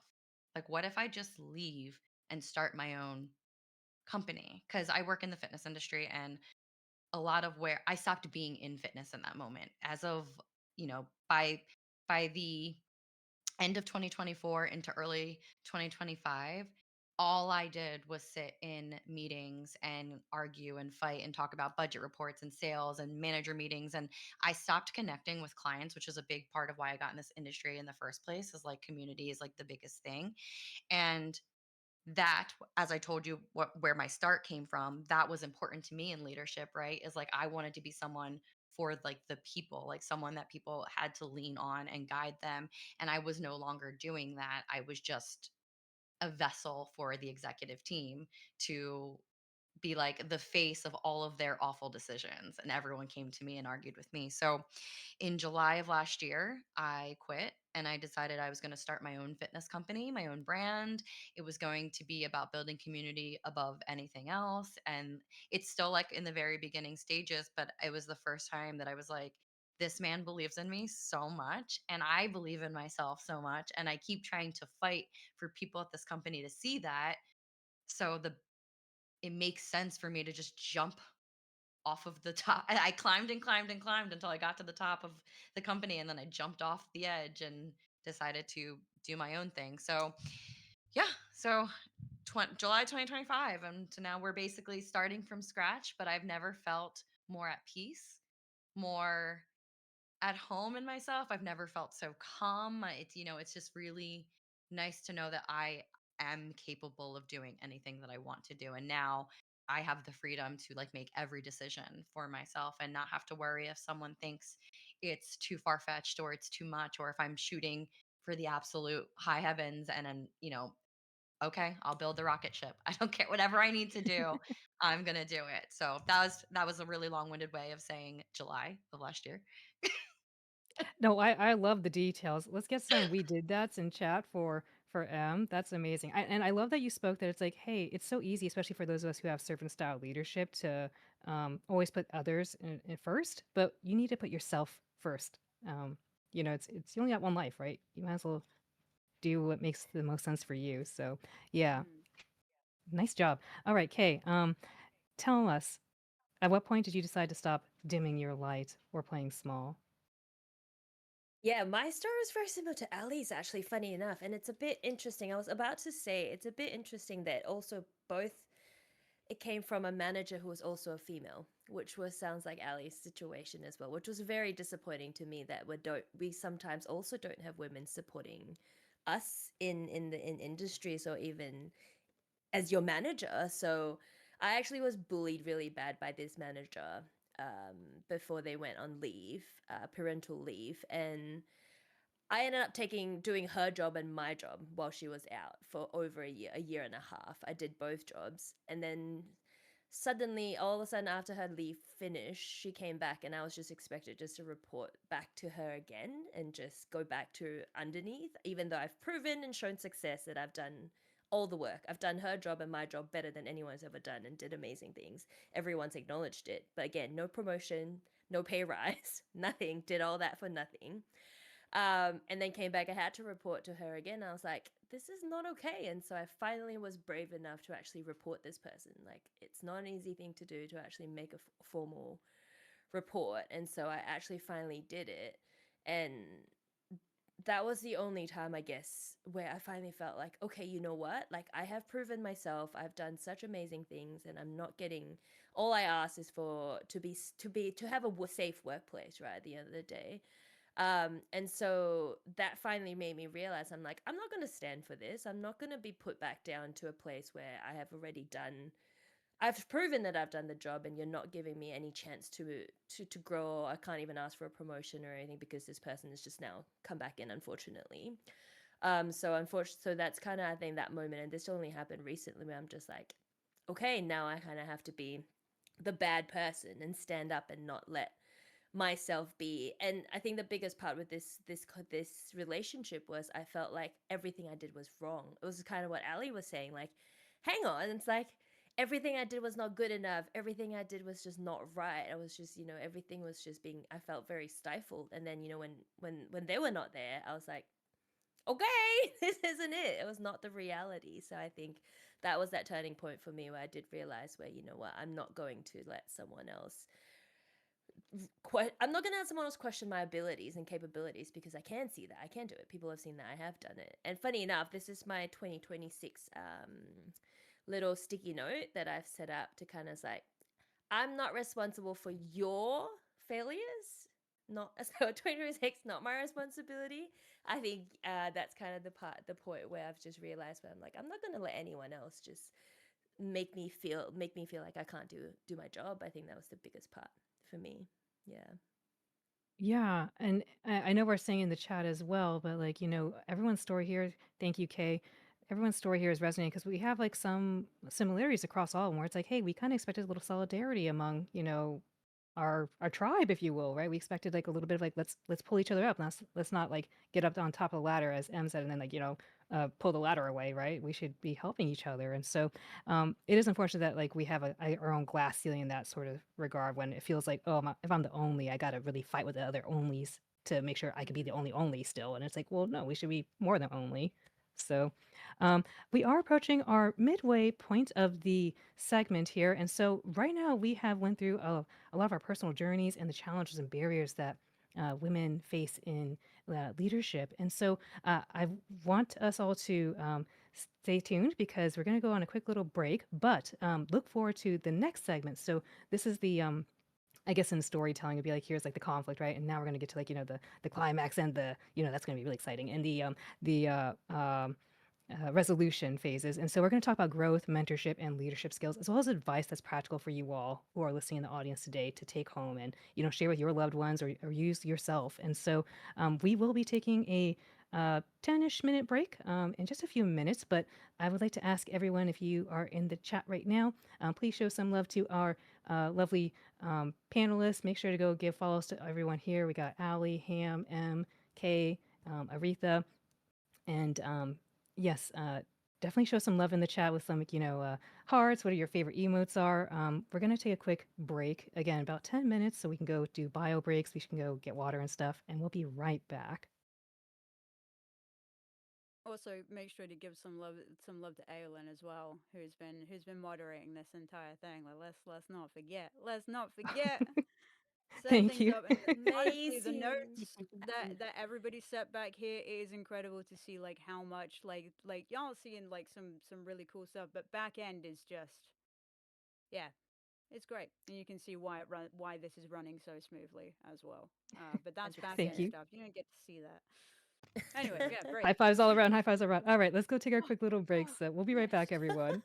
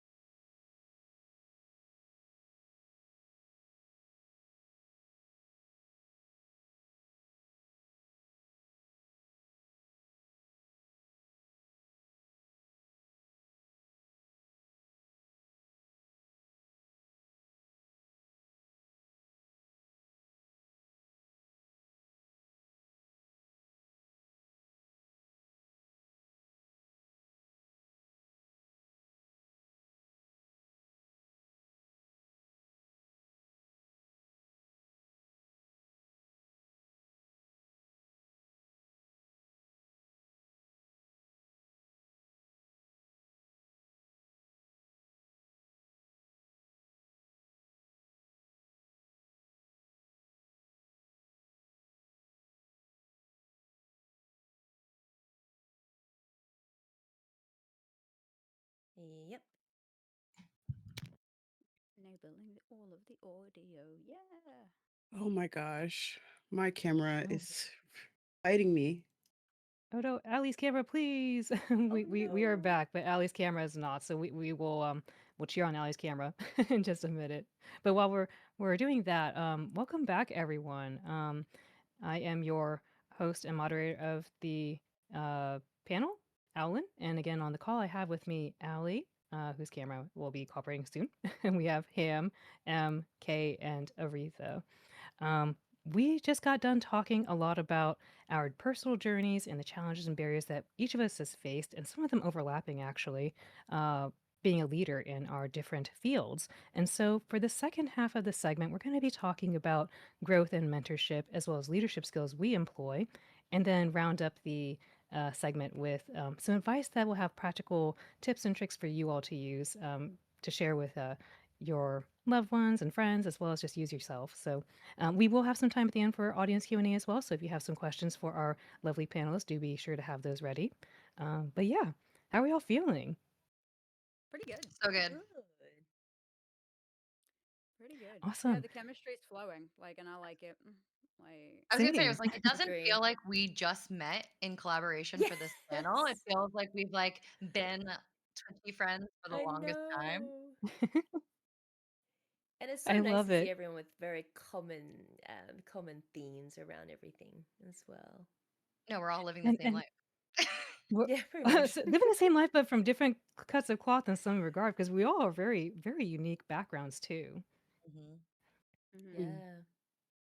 Yeah. All right, so Oh yeah. we're gonna jump right into growth and mentorship. And uh, I guess we can start off with talking about uh, the biggest impact on our journey. So let me throw this to Kay. Kay, can you tell us what was the biggest impact on your journey for your growth? Um, Biggest impact on my journey as a leader specifically? Yeah, or you can take it however you want.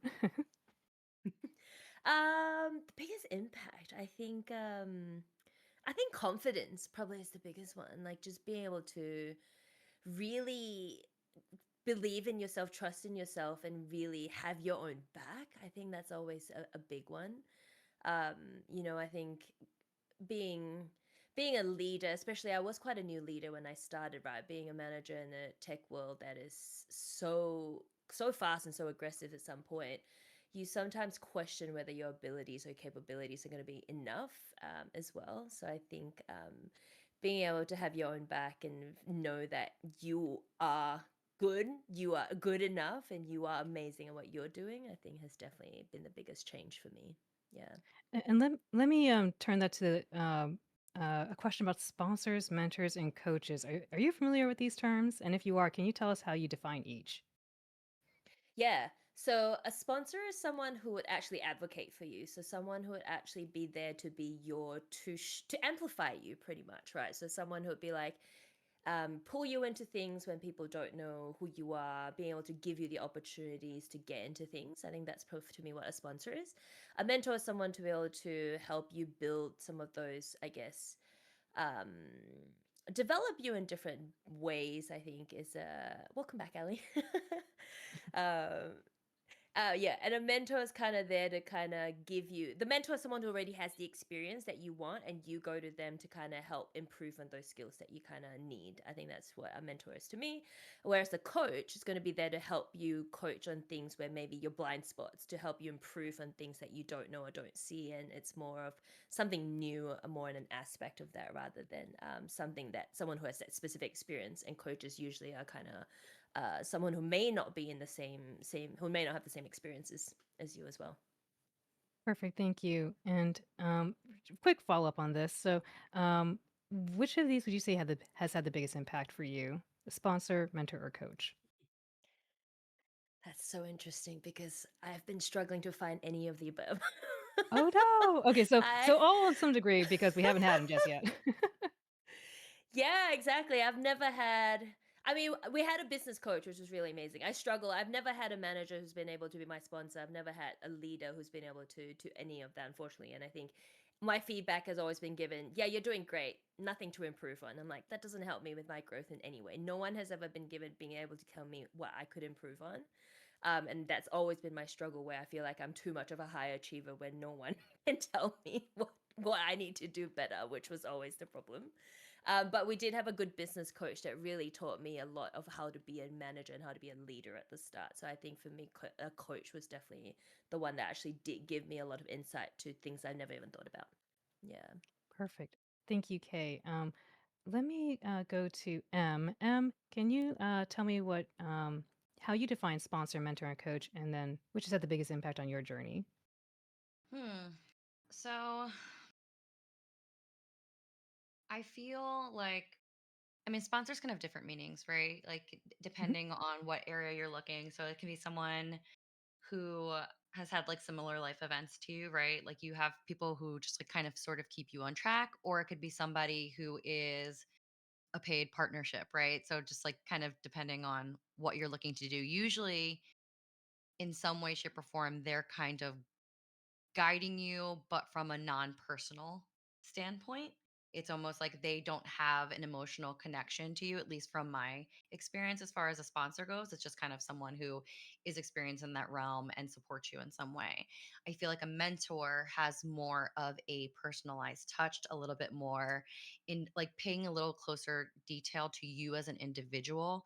Usually, again, someone more experienced in the field that you're in, and someone who is going to talk to you on a more personal level about their individual journey and kind of find ways to relate to you. And I believe that a mentor is someone who walks next to you through this journey, like almost like holding your hand, being like, I want, sort of like how I was saying earlier, where it's like instead of leading from up ahead, driving the car, they're leading by example, doing it with you, saying like, I've been there, I experienced this, here's what's going to happen next.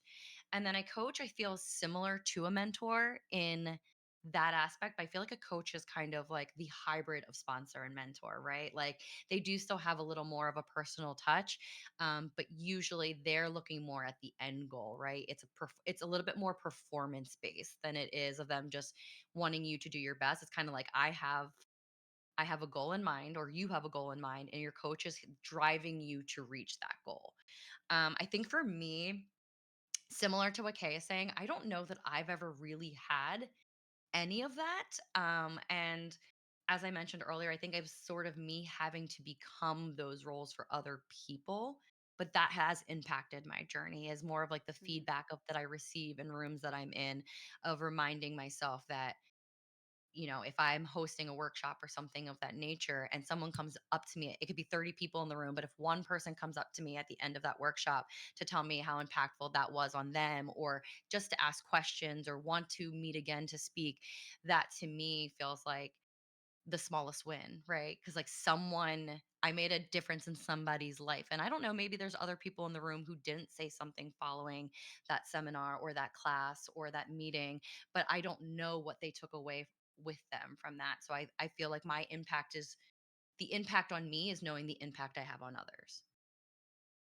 Well said. And I think, like, you mentioned you're in a fitness studio, so you do probably all these roles as you mentioned because of the nature of your work. So, um, Allie, welcome back.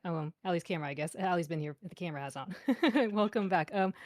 Can you tell us how you define sponsors, mentors, and coaches, and which has had the biggest impact on your journey? I think sponsor in and of itself is a like either like a it's basically financial support in some way or the other. Mentors are someone who's guiding you, and coaches are someone who is supporting you, like either mentally, emotionally, or something like that. Those are like basically how I divide them. I've been very fortunate to have all three things in my life, and they are literally what made me who I am today. When I was in high school, I grew up very poor. I'm not never ashamed to say that, though some people feel like I should be.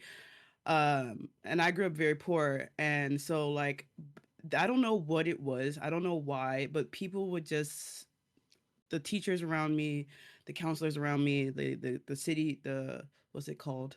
The city centers, they like invested so much in my future as a youth. My center provided me with a computer when I was in high school so that I was able to do all of my homework at home instead of, and because I was an honor student, but again, we're growing up poor, so like I couldn't always get to the library or something like that. So the center gifted us a computer.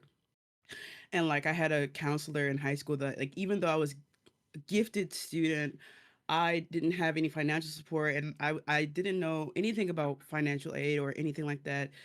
And one of my counselors just worked really hard to get me scholarships and let me know that there were options.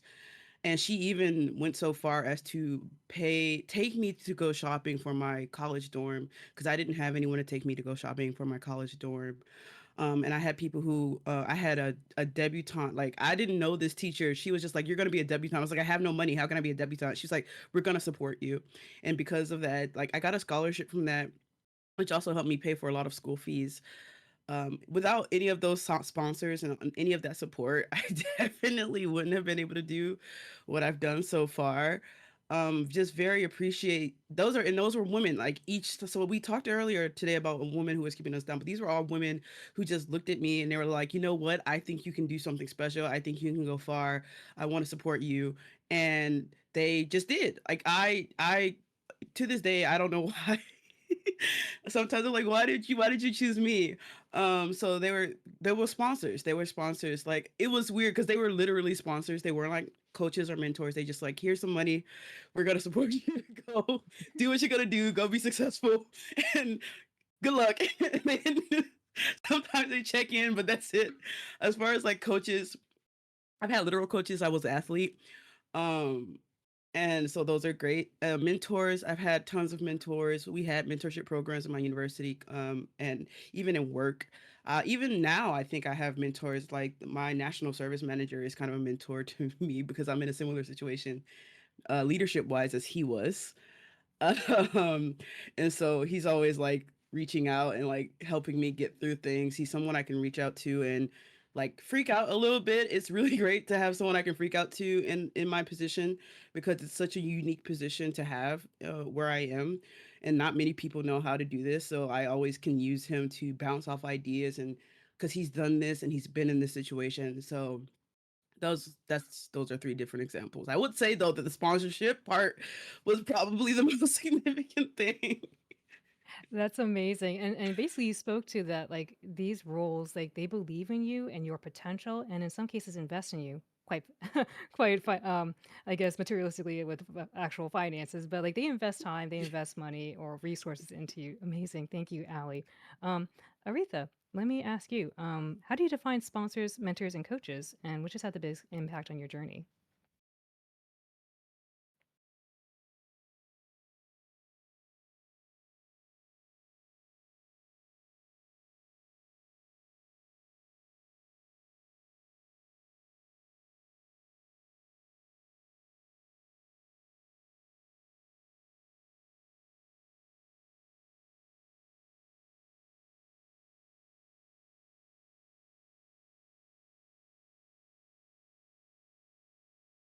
Nice.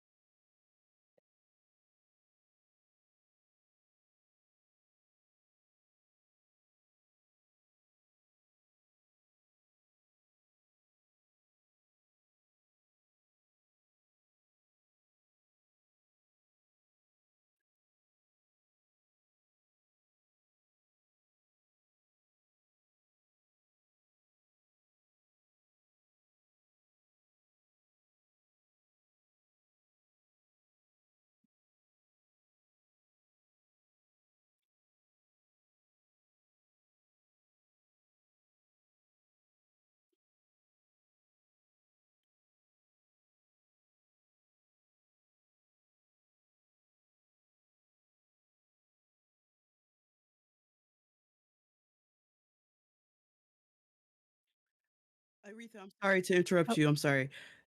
You may be muted. Oh, I'm muted. I can Sorry. hear you, Yes. but Sorry. I'm muted. I I am think on your screen you muted. might be muted. Thank Yeah. you. Thank you. Thank you. Sorry. All right. So yeah, to reiterate really fast, sponsor is someone who invests in you, a mentor is someone who guides you, and a coach is someone who empowers you. And the example that I was thinking of is I had a friend who wanted to talk to me about being a filmmaker and was really interested in it. And so I was able to write in this grant a mentorship position. And I already did that already. All my positions, I always like write in opportunities to mentor other people who especially are interested in film. Sometimes it's youth, sometimes it's not. Sometimes it was literally people in high school who just graduated were like, I want to work in film. And I'm like, okay, I'll bring you on board and you could be in this position. And so I think it's creating those opportunities that are like so important and just creating those spaces for people that, that they can basically learn from what you're doing, right? So yeah, so I had this friend who told me one time, she was like, I'm really interested in film. I just don't know how to get started. I kind of am like, so you want to learn what I do? And she was like, yeah. So when this project came along, I wrote her in this grant. And she was like so happy about it. And she's like, because we were more acquaintances at that time. We weren't really friends.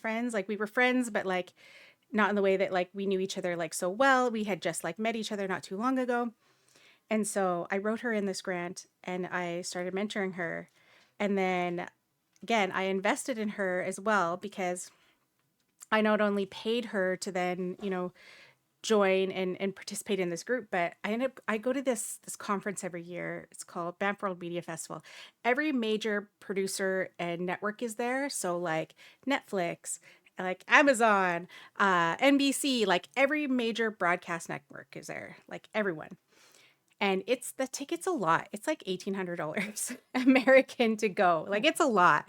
And I usually get my ticket for free because I found a way to get basically my work is a nonprofit festival. So I was like, hey, we're a nonprofit festival. Can I get a ticket for free? So I always get my ticket for free, but I couldn't get her ticket for free. So I ended up again using part of the fund that I got to pay for her. And she was like, why are you doing this? And I'm like, cuz I see your potential. I see what you're doing and I'm willing to invest in you. So I'm going to pay for this and you're going to come.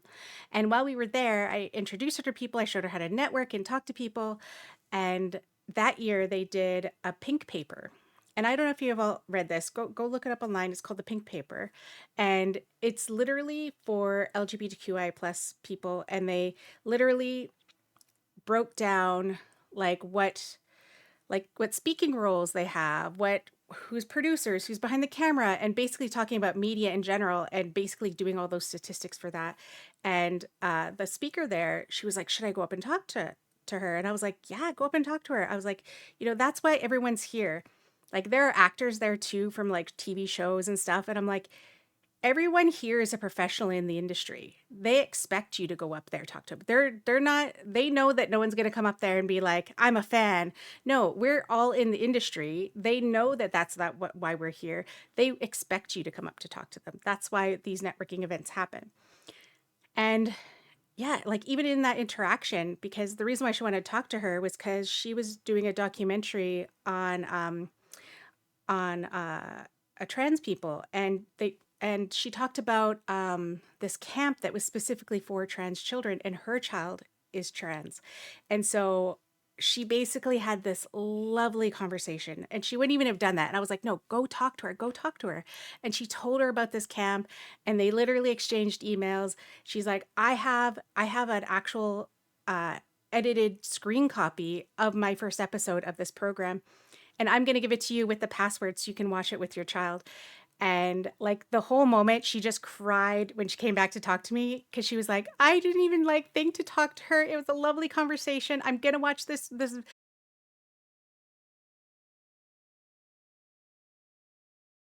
You realize how much investing in people, showing people what they could do, empowering them to go and have that conversation, go introduce yourself, and how this one event where I took a chance on someone and I decided that I was going to invest all this time and energy in them, and just how much it benefited them, and just the happiness that it brought me, that it brought them so much happiness. So yeah, that was it. Thank you, Aretha. And I think that you brought up something really important here, which Mhm. is like these roles, sponsors, mentors, and coaches. They look for opportunities to help uplift others, and so amazing. Mhm. Ham, can you tell me how you define the differences between sponsor, mentor, and coach, and then which has had the biggest impact on your journey? Okay, so for me, a sponsor is a separate entity that kind of goes, "Hey, you kind of align with what we're all about, so we trust you to kind of represent what we're about." Which is why usually when it comes to like very toxic people on the internet, I do pay attention to the sponsors. And sponsors, I have a blacklist of like people that I'm not going to work with because of some of the people that you sponsor. um so that's mainly the thing. It's let's do a collaborative event where like we can use each other to kind of amplify our skills and that kind of thing, while also pushing products and that kind of stuff. Mentors, as a mentor myself, it is I think M put it perfectly. It is somebody who is like by your side and is literally just like, okay, we have seen this rock in the road before. This is how we overcome it. I've got you. You lean on me whenever you need to, but I'm still going to push you over that rock. We're not going to dwell on this rock. We're just going to go over. Um, and then like also talking about how the rock mentally affected us as well, and how we can like self-regulate and be also mentally present, especially when it comes to like the performing space where a lot of stuff is physical. It is about the performance, it is about how fast you can whittle. It's all about the vocals, and then anything internal you just save that for the lyrics. And I'm like, no, because that's like, I don't like that. Especially because like when you put like so much emotion in the lyrics, at some point like further down the line when you have personal growth, that song is not going to be identifiable anymore because you're no longer in that space and you grew out of that space. So that's also like a good thing. And for coaches, it is like somebody, again, as demonstrated perfectly earlier, it's somebody who is further down the line. So, for instance, for as an example, like me coaching somebody would be when I have a young singer who approaches, who is very much still in the mimicry phase, where they have their favorite artists that they just simply mimic, and trying to coach them to find their own style, and also how to approach breathing techniques and how to do all of that. A coach is somebody that kind of talks from way more of the experience side of it, and also again so that you can achieve that perfect performance that you're after. You can achieve being a well-rounded human being, coaching you in what is expected of you within a performance space as well. How to be like the big fire in the room, but how not to burn everybody all at the same time. How to be respectful to your sound engineers. Be respectful to your sound engineers. They control who goes on that list. Okay. um, but yeah, that kind of thing, and that's what it means. That's what each of those mean to me. And there was another part of the question which I completely forgot. No, you got it all. The Oh, thank second God. follow up I'd have for you is about biggest impact for you. Which is the biggest impact for you? Okay, so the biggest impact for me is like, as I said before, and it's being like echoed around. I didn't have like a mentor. I didn't have a sponsor. I didn't have like a coach. I had I was lucky enough to have people in my life that just said go. And to literally, for me personally, to be like, oh, but what about this and what about that and what about, and they're just going, shut up, go. You have all these ideas, you have all of these schemes, you have everything that you could possibly need right now. Shut up and do it. Like, show them exactly what you're made of right now. And those are my sponsors and those are my mentors.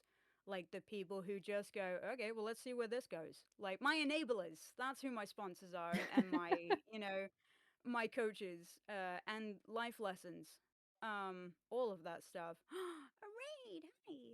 Oh my goodness. Yes. Welcome in. Ham, I Raid think on that's raid on raid. yeah, I think this must be from our other Yeah, it's from the panel. other Welcome, the new other raiders. panel. Yeah, Welcome. Oh, no Welcome, way. welcome. You're they. I think asking that us right each. as I we're think we talking. got. I think each of us got a raid like from each of the panel Oh, I members. love that. I love that. Yeah, Settle welcome in, in, grab Raiders. some popcorn. Yeah, we're getting to the good, juicy bits here Mm. now. So we're talking about leadership. We're talking about growth and mentorship at the moment. Previously, we were just talking about the challenges and the barriers we have faced as women in leadership. And now we're working toward actionable steps that everyone here in the audience can listen to and take home with their loved ones and friends, as well as for themselves to be able to utilize in their own lives. So, Mhm. welcome in, everyone. Thank you all so much for the raids for each of our panelists and for myself as well. Thank you. Um, we do have a packed schedule, so we're going to continue on with the conversation, but we do have some time for Q&A at the end, so definitely stick around for Q&A and ask in chat. Um, let's talk about leadership skills. So, Ham, let me continue with you. What Yeah. skills do you say make a great leader? Being able to assess whether your plan or whether your commitment to a plan is ego or whether it's like actually actionable. Like if I present a plan and someone goes, I don't like this plan, like being able to be like, am I taking this personally and is this a personal attack on me? And then being able to take actionable steps from there. Because some people will just approach a plan and literally just goes, this sucks. And then you're like, cool, thanks for your input, buddy. But then there's other people who have actually gone, hey, so I have experience in like say room safety, right? If I have like somebody who's a security guard in their day to day and they're like, I have this amount of people in this amount of space, like you need to be focusing on like the flow of the room. I'm not instantly going to be like, well, I've already thought of that. Well, actually, here's all of the hidden plans that I've actually got hidden away, that kind of stuff. I'll be like, okay, well, thank you so much for bringing that to the table. Like, I wasn't aware. Please, like, sit me down, talk me through it. Like, I'm happy for you to take over on that as well. But just like, if you can impart some knowledge on me so that I know for the future what I'm missing out on and what to be aware of. Again, bringing up Live with Lana as well. She had a great example when we were talking about accessibility in venues and we were looking at potentially for virtually local like getting our own ramp so that people can like get in and out, and we were talking about this stuff and Lana very rightfully said, why aren't we asking the people that actually use them, like see if they have actually recommendations? And I was like, you know what, bang on the money, that let's do that, because we don't grow anywhere by just being like, I am the biggest like in the room, okay? Because again, we're just stepping on people, and like I think we've all experienced being stepped on, and yeah, no, I don't Yeah, like it. so yeah, no, I think we got to step in unison together, not on top of each other. We should definitely helping Yeah. up. Yeah, absolutely. Uh, Kay, let me ask you the same question. What skills make a great leader? The biggest one is don't be a micromanager. Probably a big one. I think it's a very interesting space because a lot of people who are very good individual contributors don't actually become great leaders. I think there's always that. Just because you can do the job great doesn't mean you're a good leader. And I think a lot of people don't realize that when they transition into, or people get promoted because of that, and that's not sometimes always the right thing for a lot of people. So I think in terms of the skills, you have to be, I think, being able to give good feedback. I think it's a really good one, a really important skill to have, to be able to deliver feedback in a very good way. Another one is active listening. So again, that whole empathetic thing, being able to listen to someone and being able to also help them, I guess, walk through that, and just walking through them, I guess that kind of being able to listen, understand, and be able to just provide whatever they need. It might not be a solution. They might just want you to listen, right? So again, being able to discern that. So I think those two are probably very big ones as for me as a leader. Yeah. Thank you, Kay. Yeah, communication skills, absolutely, and definitely a difference between active listening versus just waiting for your turn to speak. That is not active listening. Yes, that's it. um, let's switch over here. What skill do you think is underrated in leadership? Mm. Um, Ambiguity, right? Like, I think knowing that even though you're at the top of the or in the front of the room because you're leading that room or leading that team, doesn't necessarily mean that you have all the answers or there isn't a more efficient or a different way to approach whatever the project or whatever you're working on is. I think being able to lead creativity and conversation, allowing questions, and giving your team room to help you build and do it together, I think that allows your team to trust in you, and it gives them trust in themselves and it gives them more confidence because they're like, oh, I can speak up. And then maybe it's not going to be the right idea, but at least I know that I'm in a space where there's room for me to have a wrong idea, and that's okay. Or that idea inspired somebody else to have a different idea, and so on and so forth. So I just think that's pretty important, of just like knowing that there are other ways to do things, and just because the way you did it has worked in the past doesn't always mean that that is the right approach to it. And then I would say my other one, which was interesting enough, like Kay had brought this up earlier, empathy is a big one. That's one that I practice pretty often as well. And just to go into like a little further detail with that, I don't just mean like with my team, I mean that for clients, especially because I know with like the dance and fitness world, at least, a lot of times I have to put myself in their shoes of like why someone was late for class, or what it took for that person to show up that day, you know? Um, we got trained on that actually. There was someone who taught me that, who was like, don't be so upset if someone walks into a room 5 minutes late. They're not disrespecting you or their time. What if they couldn't get their kids in the car? What if they pulled up to daycare and it was closed and they completely forgot that happened? And then there was a car accident that stopped them on the side of the road. Like, you just genuinely have no idea. It's like if you ever see those memes where like it's a picture of traffic and there's a bunch of cars and then each car is a different ping. Like, this person just got laid off. This person just got a divorce. This person that's like, we are all human beings and there's so many of us trying to just navigate life for the first time. And so I think like having that understanding that like everyone's not going to show up with the same amount of energy or capabilities as you have that day is just super important. Absolutely. I love that you brought up ambiguity too, because a lot of leadership is like being able to navigate things that just aren't clear. Otherwise, if they were clear, then people would just do it. Like, we don't need a Yeah. leader. But yeah, that is perfect. Allie, you mentioned before you were just thrust into leadership from a young age. And so I want to ask you, um, what is one skill you think is an underrated in leadership?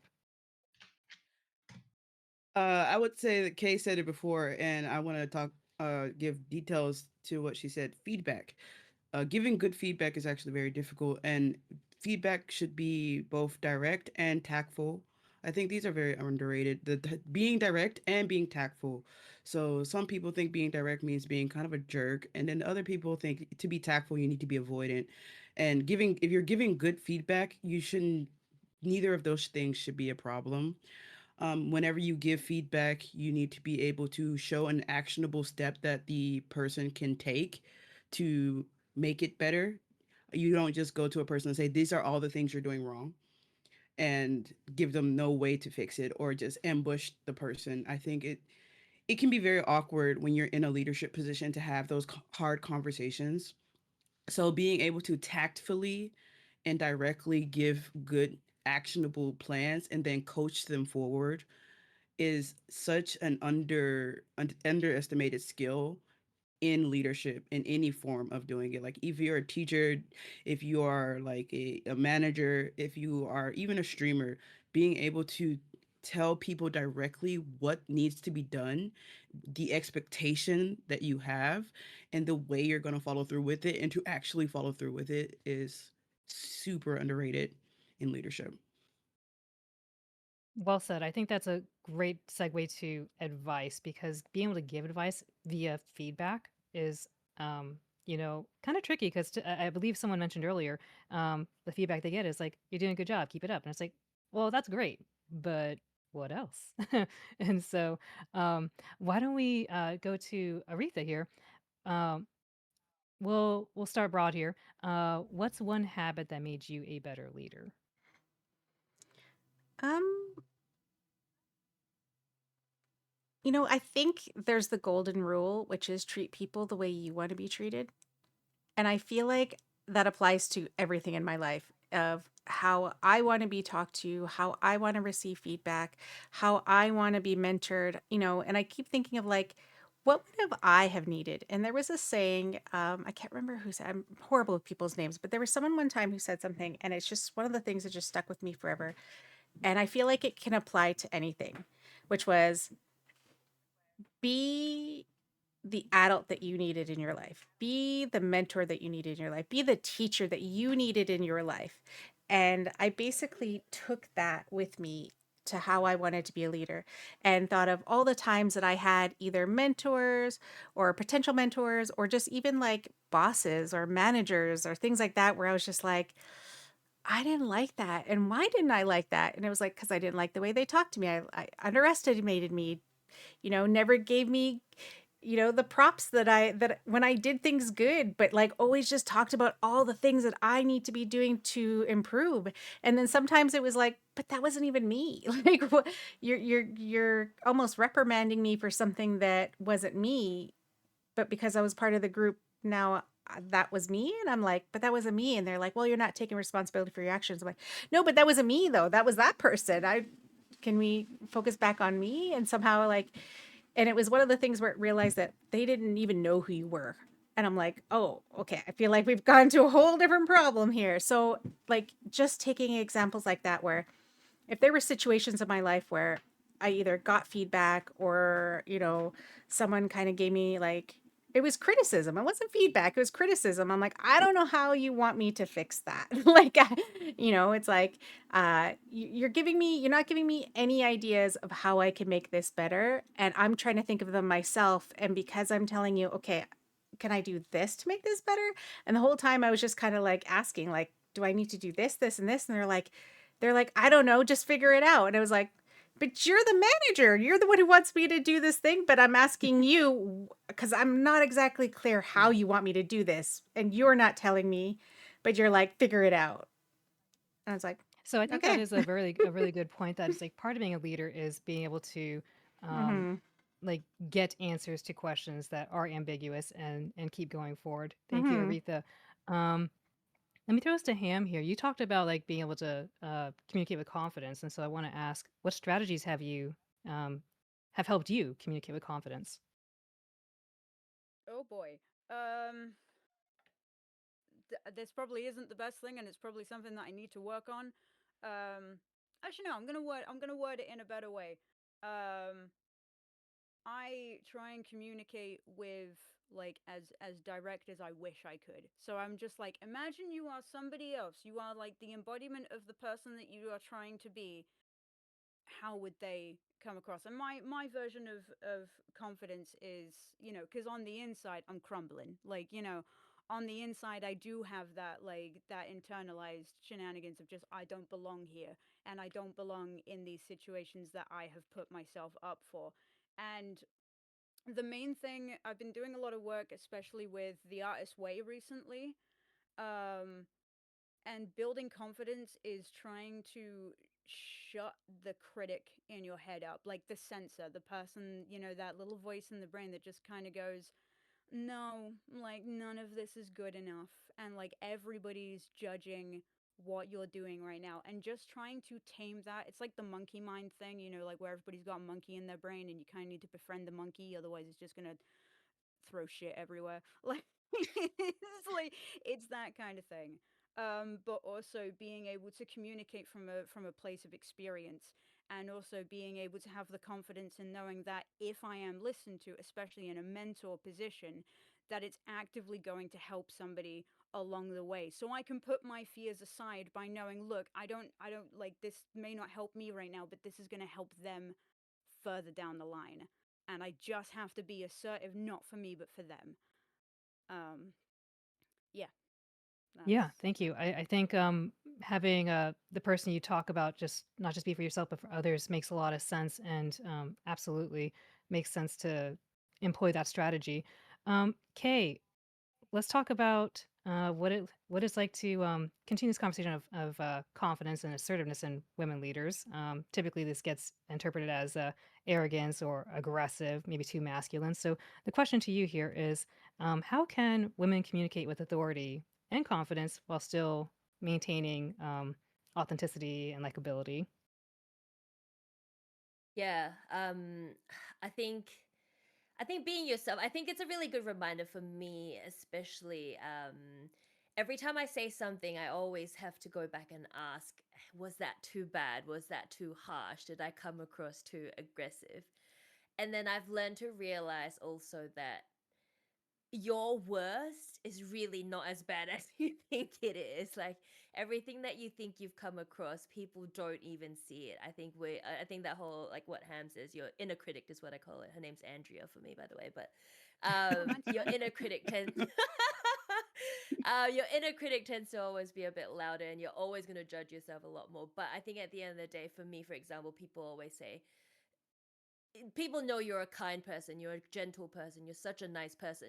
The worst thing you could say is never as bad as you think it is kind of that. So I think, firstly, being confident in yourself, knowing that what you say, okay, maybe it's taken wrong, that's where you can learn from and grow from, right? But at the end of the day, I think it's really not as bad as you think. It really comes across. So I think, as women, I think we need to stop thinking about how we come across to other people, because I really feel like that's really stopping us from doing a lot of things, right? Including applying for jobs. We don't apply for a job until we know we might hit all the expectations that's there. Whereas a man, its statistics are shown, they're going to apply for a job even if 50% of the qualifications meet, for example. So I think it's a bit of that, where I think we need to realize that it's really, we have to sometimes just be brave enough to just think it's really not that bad. And I think you trust yourself that that is how you come across, and you have the skills to be able to deliver that. And I think practice probably also is a really big one. Like if you really feel like you're not confident in that, then make sure you deliver it and practice until you get there as well. Yeah, I think that kind of ties in Kay nicely with like Aretha's point about like, hey, like your point about like we shouldn't have to worry about everyone's feelings as much. And to Aretha's point, if you just treat everyone the way you want to be treated, you don't got to worry about it because you'll treat yourself nicely, hopefully. So, um, Exactly. le- That's it. yeah. Exactly. Yeah, I love that. Let me ask you, what is one small step someone could take right now to building a leadership skill? Is that for Hmm. me again? Oh, Oh, sorry, sorry, Em. to M, Sorry. to M. Oh, Yeah. sorry. No, perfect. Thank you. Um, so I'll say two different things. As far as everything that we've just been saying with confidence, the only way I think you can really build the confidence, which is an important part of your journey in leadership, is by eliminating the need to be perfect. I think as you're learning something, you have to understand that you're going to make mistakes, and you can't wait till you absolutely have it nailed down to start. You have to have these trial and errors. You have to make mistakes. And part of the journey to becoming a leader is making those mistakes. It's just about how you bounce back for them, like how you respond, how you react to things that make you better and stronger in those positions. It's not that you automatically have it all figured out and you're running the show and you are now completely perfect to a T and there's no room for any type of error. That just like doesn't exist. As far as like ways to build skills, some of the this might seem silly, but some of the things that I like to do is actually play games with like leaders underneath, not under, but like leaders who report to me. I've always done things where I put just the leaders together, the other managers top head of departments and things like that in a room, and I would have them play games with each other, and not like you're just your trust falls or something of that nature. I would have like someone blindfolded drawing a picture, and I'd be like, you have to tell them what to draw without telling them what it is that they're drawing. So you have to guide them. They have to understand what you're speaking out loud. And so just like little things like that of playing things that just like sharpen your communication skills, sharpen your listening skills, and just finding ways to be better in that aspect as well. So, but it all takes time. Like when I spoke earlier about the difference between a boss and a leader, I started as a boss, unfortunately, because I didn't understand what a leader was until I had experience enough to understand what was needed. Well Does that put. make sense? At first, you said you're playing games, and I was like, "Oh man, did we bring out Mario Party?" Because I was kind of Yeah, wondering I how know. that happened. What happened there? No, we want them to get closer, not further apart. Okay, Time to bring just out the checking. Just Dance. Time to bring out Yep, Just Dance. there we go. There you go. um, Let me go to Allie. Allie, what is Mm. some advice you would give to someone who wants to build their leadership skills? So we've been saying treat people the way you want to be treated, but I would say treat people the way they ask to be treated. Because the way you want to be treated may not be the way they want to be treated. And like I said, as you guys know, I work in a multicultural uh, field, and I have Korean staff, I have foreign staff. They don't want to be treated the same. They don't react to leadership styles the same. I have to always consider where they are, where this person is, and how this person will respond. I need to treat them within whether the cultural, geopolitical, gender, whatever is going on. I have to treat them how they have been asked to be treated. If I know a person doesn't like to be asked this, I should, respect that. And if I know culturally that this thing is rude and this thing is rude, then I'm gonna respect that and find a way to lead within that context. If I can't do that, then I'm not an effective leader. That's it. Pretty Thank you, straightforward. Ali. Yeah, no, I love that, and you're absolutely right. Golden rule applies for quite a few folks, but like in other instances, like especially with cultural sensitivities, like you should ask first. Yeah, well put, well put. Alrighty, we do have a few more questions here, but before we get to that, I do want to take a moment to encourage those in the audience who are watching right now. If you have some burning questions, please put them in the chat because we would love to answer them for you. And again, we have with us right now Ali, Ham, M, Kay, and Aretha who have come from all sorts of different backgrounds, from like fitness to tech, as well as a lot of like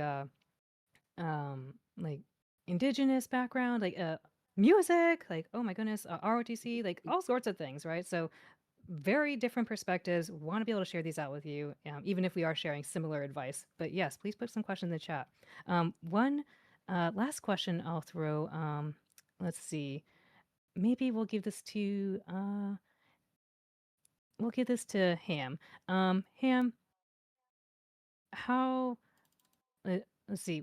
What is one small step you would tell someone right now that they could build toward creating their own leadership style? Okay. I technically have four, but I think they kind of lead into each other. So if that's okay, I'll make him as snappy as possible. Is that okay? Go for it. Go for it. Okay, cool. So the main thing in building up leadership skills within yourself is start turning up for you. Um, where we're constantly asking ourselves like, oh, I'll start making those steps and actually commit to those steps, because a lot of the time we don't believe enough in ourselves and we've let ourselves down so much that we're always looking for exterior sources. So make small goals and actually turn up for yourself. And also, in no matter what you're doing, give yourself a permission give yourself permission to actually be a beginner. You're not going to be an expert at the beginning. Like, learn from people that are around you. Get involved in your spaces that you are a part of, whether that be locally or online. Twitch Women's Guild, perfect example of like getting stuck in and getting involved. And also, finally, my final point is, when you're putting on an event or if you're doing music or anything, stop looking up. Stop looking up for sponsors. Stop looking up for people who are bigger than you to collaborate with. Start looking around, because there's so much power happening, like, that is actually already on your level, and these people are usually begging to collab with you. Same with streamers, like, yeah, exactly. And this is one of the reasons why we wrote a musical this year with one of my favorite streamers. um just by like actually reaching out and going, hi, I want to do something. There you go. That's my shenanigans. Yeah, I no, tried to thank make you. him snappy. What? No, that was perfect, like lightning round style. Can you share the name of the musical that you made? So it's with Chris of the Cyberbard, as well as Casey Bowen, music on Twitch. And yeah, the name of the musical is The Ballad of Glitter and Smoke. It's due to be released. We also meet on Wednesdays to sort of do the whole process. So we've written it, we've made it, everything's on Twitch, that kind of stuff. It's all very cool, and I can't wait. Oh man, neither Oh, can we. So definitely is be that on the D and lookout. D? Did I hear Mhm. D&D related things? I was a little excited there.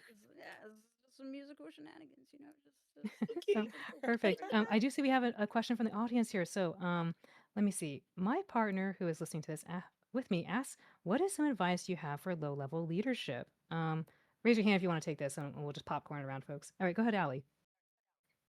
So, for low level leadership, my biggest advice for you is to set boundaries. Because it low level, look, everybody's like, yes, absolutely. Write that down. Take this pen, write that down. everybody, everybody immediately was like, yeah, that's the point. Yeah, no, for real. Um, Love it. no, Anything else, no, Allie, for to add? Yep. so seriously, like boundaries, and remember that boundaries are not like other people's actions, they are your actions. Okay, so a boundary is something for you, not that you can impose on other people. Okay, so you need to set boundaries for yourself. What are you allowing yourself to do? What are you allowing or you don't allow these actions around you? Okay, this is so important in low level leadership because sometimes we get so caught up. Like I think M said it earlier. Like she's at home and she's doing work. She's like work, work, work, work, work, work, work. And so she's like, I could be doing this for myself. Like, remember that you're working for a company. This is low level leadership. You're working for a company. If you quit, if you die tomorrow, they're replacing you tomorrow. Okay, those Tomorrow. boundaries are so It's right. true. Those boundaries so important. Don't burn out. You are more effective when you are rested and you are taking care of yourself. I Again, want to I'll add just to that. say, oh, Oh, uh, sorry. go ahead, Em. Go ahead. Are you sure? Yeah, please. I'm just Allie's speaking, and I'm like, Go for it. Get it. Get in there. Tell us your I'm thoughts. like, I'm with you. Part I want to add on to what Allie was saying about the boundaries. The other part of that is getting tasks thrown on you and you thinking you have to do them in order to prove your worth to climb. That is not true at all. If they want you to do more work, it is absolutely okay to ask how you will be compensated for that work. If they're just like, oh, we're only doing it till we fill that role, wonderful. What am I being compensated in the interim while I fill that role?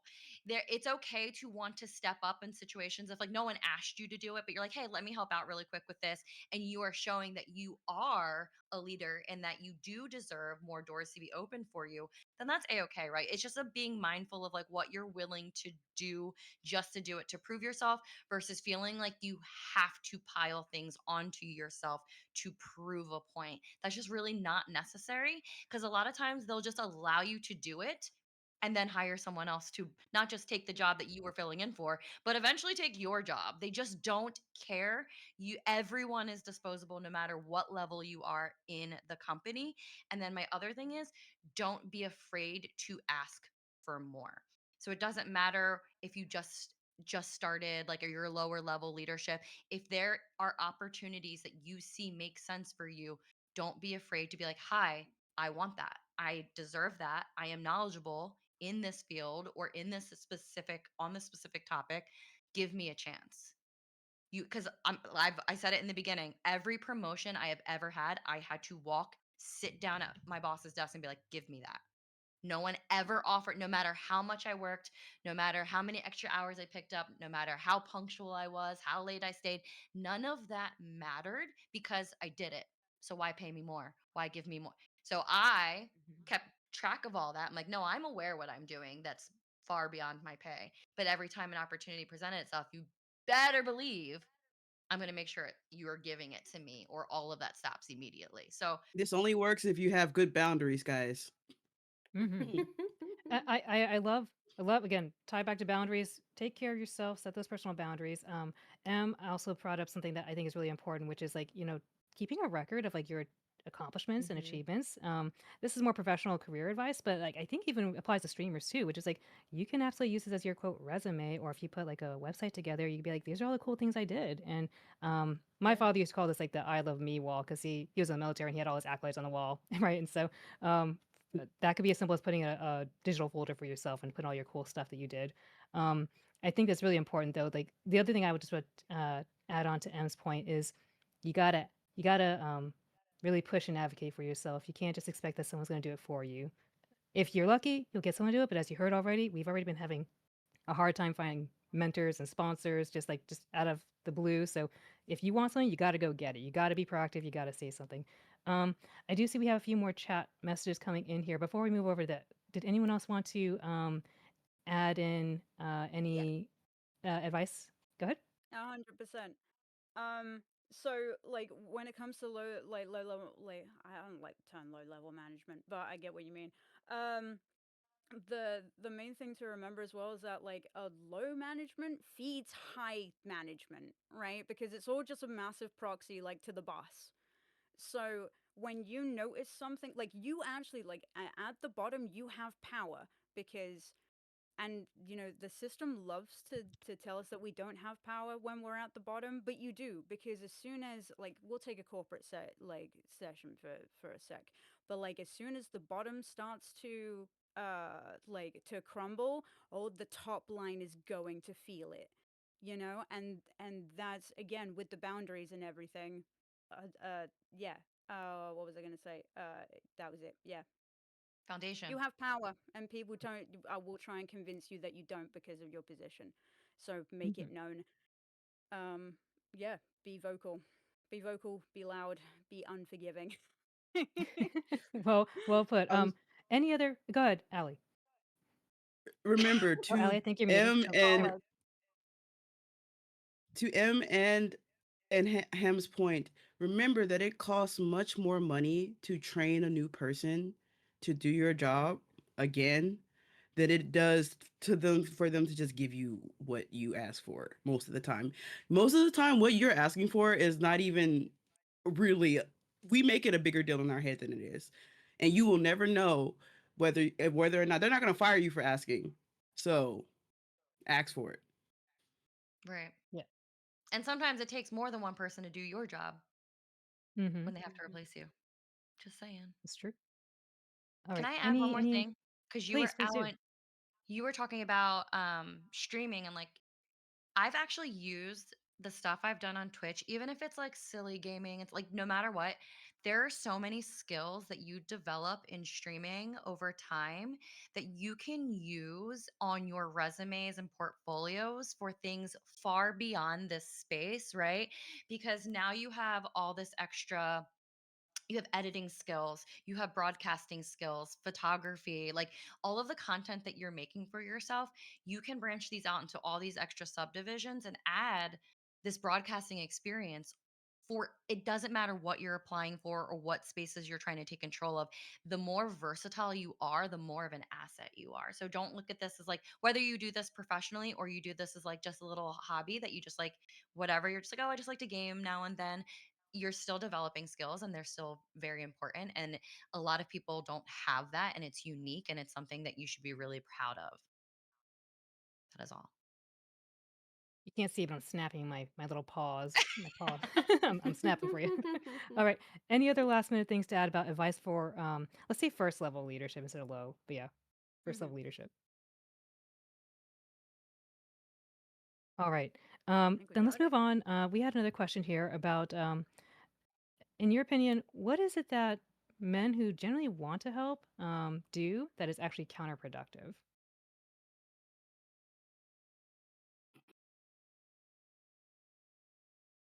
Yeah, raise your Presenting hand if you want to ideas. answer. Yeah. Go Yeah. ahead. Presenting ideas for like for women.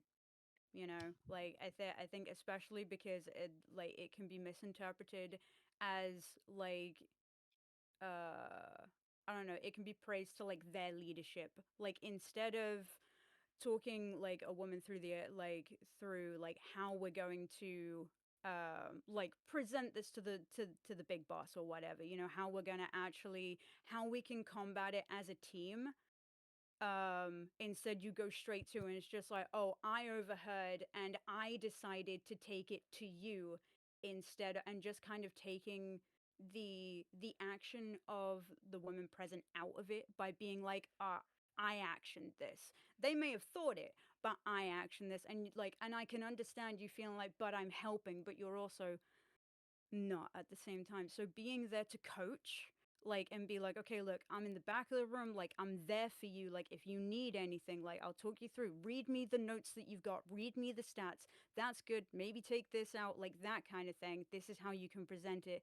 That is how to generally help, but also not to make a Perfect. big showboat of it. Like, if you're doing it in front of a large crowd, then it's just, like, one on one, that kind of chill thing. I think that kind of ties back to the point of a sponsor. A sponsor is someone who's advocating for you when you're not in the room. Like they could speak and be like, hey, Ham thought about this and actioned on this stuff. And so, as opposed to like, oh, I thought about this and maybe Ham did something. Um, being able to like say, like, I think if you want to help in that way, then for those who are listening in the audience, like saying, like, hey, this person did this stuff is like super helpful. Um, anyone else want to, everything, get a hand up? Do you want to follow up on this? Yeah. Yeah, I worked for well, I didn't work. I went to a meeting because someone was like, "Hey, we need people on the board," and I was like, "Okay, I guess I'll go." And they know I had board experience, and I ended up walking out of that meeting vice president, and I was like, "Oh my goodness, I just said I didn't want to be executive." But and the reason why is because I couldn't turn down this offer, and basically it was this idea of balance, of knowing that, in a room, knowing that having a balance of a room, like of voices in the room. So the president was male, and then they brought me in, and they basically said, like, we want to have more of a balance at the leadership level, especially at, on the board. And so we wanted it to be a woman, and we'd love if you could fulfill this role so that we could work together. And that's how we worked. We made decisions together. We worked together, and it was very balanced. And we ultimately ended up creating this model that, because each person who like serves on these roles has certain terms, and so we transitioned it so that whoever was the vice president then became the president. And we ended up creating this process now at that board level, and it was for a radio station at a university. And we ended up creating this position. So then, yeah, when we found the next vice president, we found a male. So then it was always male, female, so we could get that perspective and reminding. And it's so sometimes it's a matter of just like speaking up and looking at the people around you and making sure that all the voices are being heard. And if there's not a voice at the table, why isn't there that voice at the table? How do you get that voice at the table? Because every single person here has a unique perspective, gift, idea, like everything that they bring to the table. And those things are only going to make it better. So if those voices aren't at the table, why not? And how do you create those spaces? So I feel like in anything, anyone at any level could be doing those things in some way. I love it. Go ahead, I Ham. also I have an additional to add, which is just what is not helpful is reaffirming how much you have helped somebody, like constantly. And because it's like, and I can see why, because it's an insecurity thing, but you are aiding your power and not like theirs. And it's kind of like me saying, oh, let's go to your really nice house and everything, but remember, I decorated the entire thing. Like, and I put this here and I put like this mantelpiece, I chose that. And so even though it's your house and everything, remember who made this, like the space that you're showing off right now. That's and that's like a thing to keep an eye on, which is how much you're taking by affirming. And like there's a way to signal that you're somebody who can talk to, and that but again, it's like, oh, I cleaned your room, and while like saying that in front of like your mates and everything, and just being like, isn't this room nice? I cleaned it. Otherwise, like, Allie? I was thinking for a long time, like how to phrase this, because there's something that is very specific that I noticed that men do, especially men who want to be helpful. They overcorrect, and it ends up creating more problems than they are trying to solve. So like for example, like they'll go, they have this idea and they'll go and without confirming it with you or something, they'll go and try to overcorrect the problem or overdo the problem, and then you see the results and you're like, wow, that is a thing that you did, and now I have mm, to fix it. So you've unintentionally caused more work for like us. And like again, it's a really hard situation to address because in the moment you know they're very much genuinely trying to be helpful. They're overcorrecting, especially men who are trying to deconstruct themselves from the patriarchy. They go so far that it kind of comes back around as being minimizing or causing more issues or causing more work. So just to be considerate of that, basically, like my advice would be to like just kind of just listen. Like listening is a skill that we all need to develop and we all need to work on. But listening and just doing what we ask when we ask it is probably the best. Overcorrecting when we didn't ask is how we cause more problems. Ellie, thank you for sharing. Like, hey, this is like what's not helpful, but also sharing what is helpful. We love again the actionable feedback. So let me turn Yes. to the panelists here, especially maybe Kay or Em, if you have something else to add. What do you think is actually something helpful that men or allies can do to help women in leadership roles? Yeah, I think the biggest one for me is we're asking to be treated equally. We're not asking for extra help to support us because a lot of us are very strong independent women who can do things ourselves, right? We just need you to acknowledge, empathize and just stand with us. We're not asking for more than that. Like you just need to acknowledge that hey, women sometimes do have it harder. Sometimes it is a little bit trickier in certain situations and not asking you to help us make things easier. Just be there. Just be an ally. That's a lot of times what we're just asking for. It's not we just want to be treated equally. And I think that's the biggest one for me. Em, do you have a I follow up? Equitably. Equitably, you know. Yes. Yeah. Exactly. I don't know. I guess this depends on the space.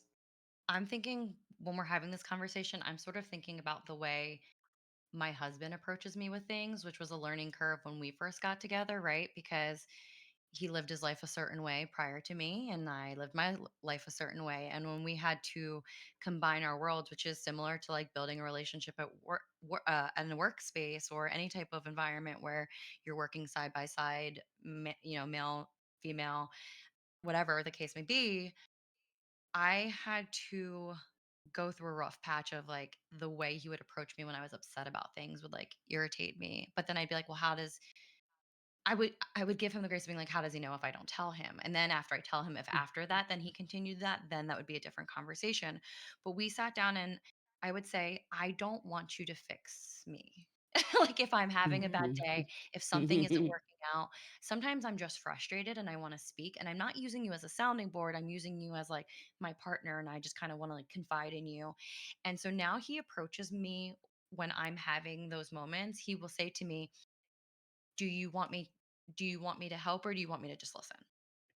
Or do you Mm. want me to say anything at all? Like he will come to me, sometimes he'll just say, what kind of brain are we having? Like, what do you, because I have said to him, like, sometimes it's just a bad brain and I want you to just not exist in this, like, pretend you don't live here. And that's okay. Like, that's just kind of like where I'm at in that space. But the fact that he was willing to adapt to what I needed, because he was like, this is your space just as much as it's my space. So if you need me to be there and be like a shoulder to cry on, if you need me to have a back and forth conversation, or if you need me to just leave you alone and give you your space, I'm happy to do any of them because now I understand that I just have to ask what you need.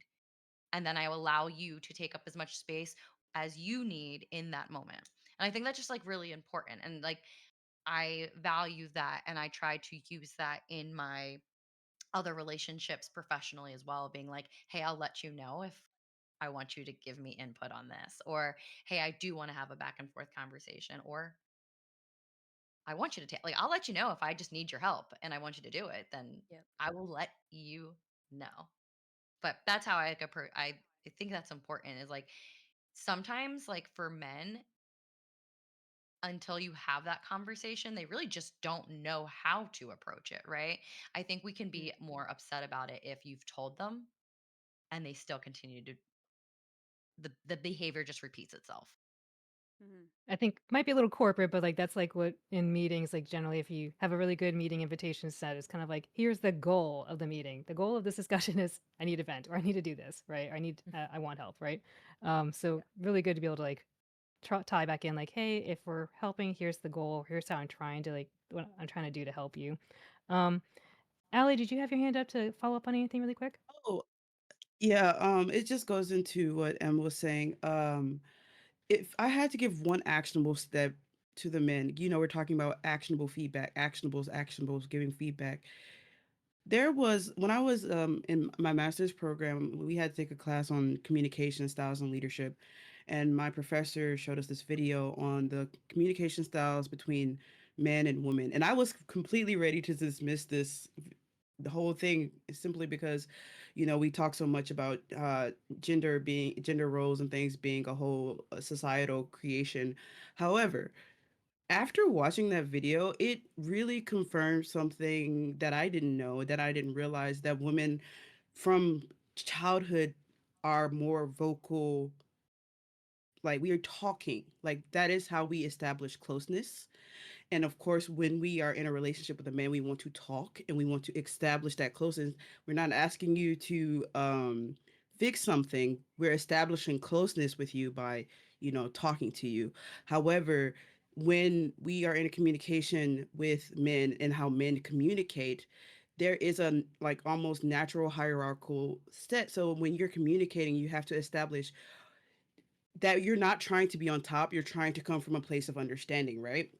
And it kind of really threw me because, okay, as a woman, okay, I can understand this, but I would also challenge men to read about women's communication styles so that you can also be a better communicator.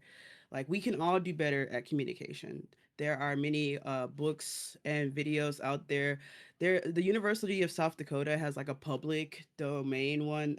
If I could find the link, I would share it with you guys now. But I didn't. I didn't think this was gonna go this way. But there are plenty of sources out there. Uh, for that, I definitely recommend it. It will change the way you view communication. Communication, communication, communication. That's what we keep coming back to. Mm. Sorry, did I see a hand up here? Or oh, it's Kitty. All right. Um, Oh, go ahead, Ham. Okay, so I have a couple. Sorry, I've just been typing some stuff out.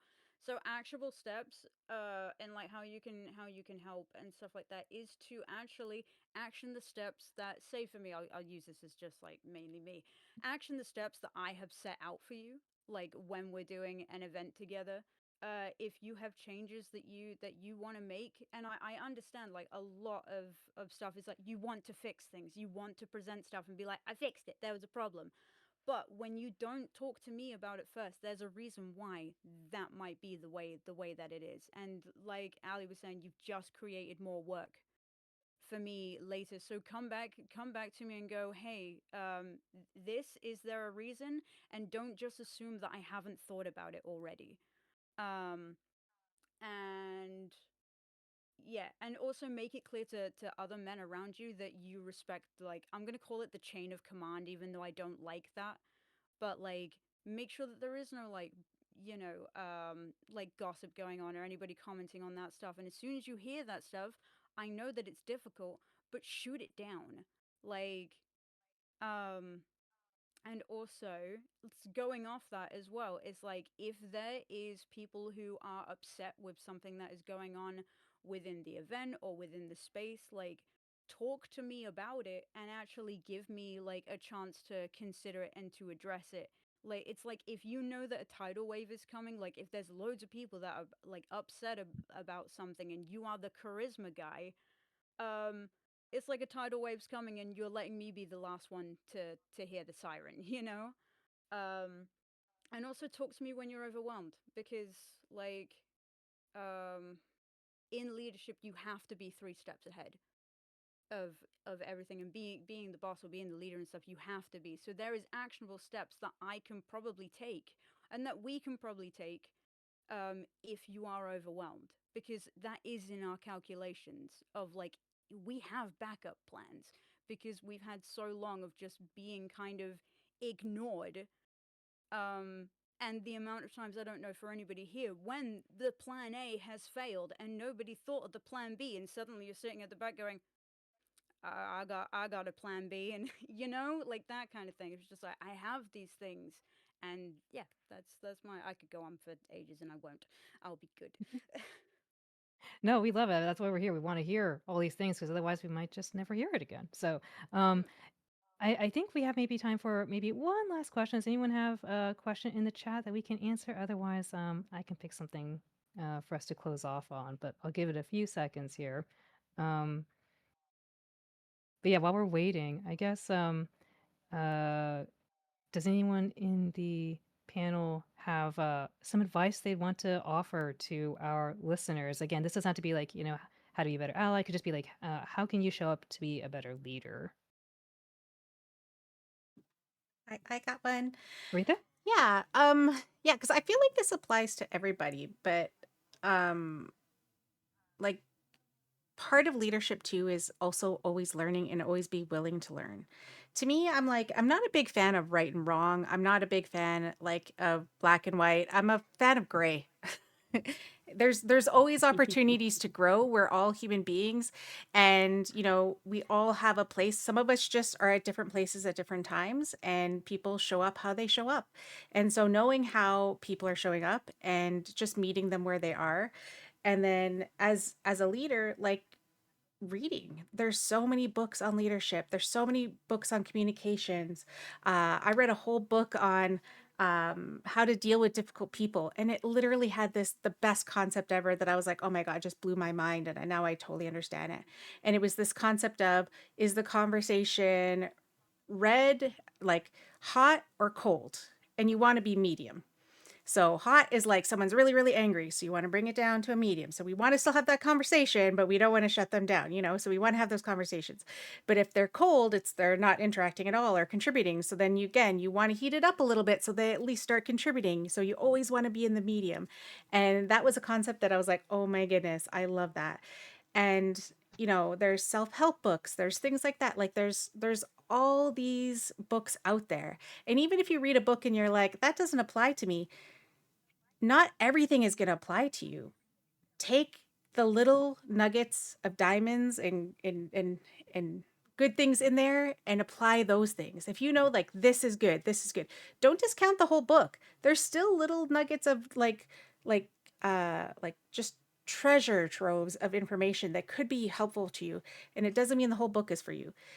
Read different books by different people. Like read one by a woman, read one by a man, read one by someone who's non-binary. Like take perspectives from everybody, and again, take what is useful and leave what is not. Well said, well said. That reminds me of a book I read where they talked about the beach ball metaphor, where it's like the beach ball has different colors on it, all different perspectives. Ham, I saw your hand up. Hello, it me again. I got more things to say. Yay. Uh, no, I'm gonna share a quote that kind of broke my world a little bit. Which is that there is only one difference between the professional and the amateur, is that the amateur doesn't know they're winging it, and the professional does. And so start winging it, guys. Like yeah, that's it. That was my thing. Start winging it. Awesome. Let's go to M and then Allie. Yeah, so actually gonna piggyback on that, Ham, because I think about this a lot and I say it a lot on my channel slash in my regular life. I'm like, will always say fake it till you make it, but I'm also like, but don't fake it. Like believe it until you make it. Just because you aren't completely maybe successful, which there's different measurements of success, if you believe it enough, if you have the skills or the knowledge, you keep putting yourself out there until people start to catch up to how good you are, how smart you are, how capable you are. So it's not faking it till you make it, it's existing until they find you. And so I think that that is really, really important. And then, like, the other little thing is like, when you're looking at yourself as a leader, or when you're trying to come up as a leader, I think it's really important to like step out of your body, turn around and look at yourself. And it's like, are you someone you would want to be led by? Do you feel good about the product that you're putting out as far as you as a leader? Would you feel safe in that space with yourself? Would you feel motivated in that space with yourself? Confident in that space with yourself? So if you're not a leader that you would want to follow, then you would probably want to change around your methods or your tactics a little bit. Well said, well said. Fake it till you make it. I've also heard it called hone it till you own it. So, Mm, I love that um, one. that's Honestly, nice. that's uh, great. Allie, Um, Something we haven't gotten a chance to talk about is one piece of advice as far as leadership and in life. Whether you're doing leadership, whether you're starting a business, whether you're streaming, content creator, music, whatever it is, don't forget to use SMART goals. I have to tell this to my staff, to my students, to everyone. I have to remind them constantly. When you just start running out here and you're just in the weeds, it's so hard to see your own progress. It's so hard to know where you've come from. SMART goals help you make that path. It helps you see the path forward and it helps you see it in the review mirror as well. And remember that SMART goals have to be things that you can control. They have to be timed, they have to be actionable, and they have to be reasonable. Okay? They have to be achievable. Yep, thank you. Thank you, Alan. SMART goals right there. Specific, measurable, actionable, relevant, and timely. You need to, that is probably a great rule of success, and it also helps you avoid burnout. So get smart goals. That's all I wanted to say. good stuff, good stuff. We are wrapping up really soon right now, but Kay, do you have any last I always say last thoughts because it sounds like I'm gonna get you. But do you have any words that you want to wrap up here for us? Yeah, I think at the end of it, I think truly lead by example. I think it's a really big one. And I think also acknowledge that you don't, again, not, you don't have to be in a leadership position to be a leader. I think you can be a leader in any small little way as well. So you can make a difference just by being that. But definitely lead by example. Again, it's kind of that same story. It's like, do you, if someone was gonna, if you're gonna lead someone, would they be happy the way you've led them as well? So I think that's a very big one where yeah, it's just gotta you just gotta walk it, I guess. You gotta walk the talk. Okay, what you mentioned Love last it. night. We're all leaders of our own communities just here on Twitch. Exactly. That's true, yes, and I think everyone needs to acknowledge that as well. Let's get some we did that in chat. Yes, absolutely. So, I want to say thank you all to our panelists for joining us for this very lively discussion and thoughtful forum. Thank you again to Allie, Ham, M, K, and Aretha for sharing your time with us today and sharing your thoughts, your wisdom. Again, if y'all haven't already, check out our lovely friends here. Go give them a follow. Go check them out because they're going to be doing some really cool stuff the next time they're going on stream.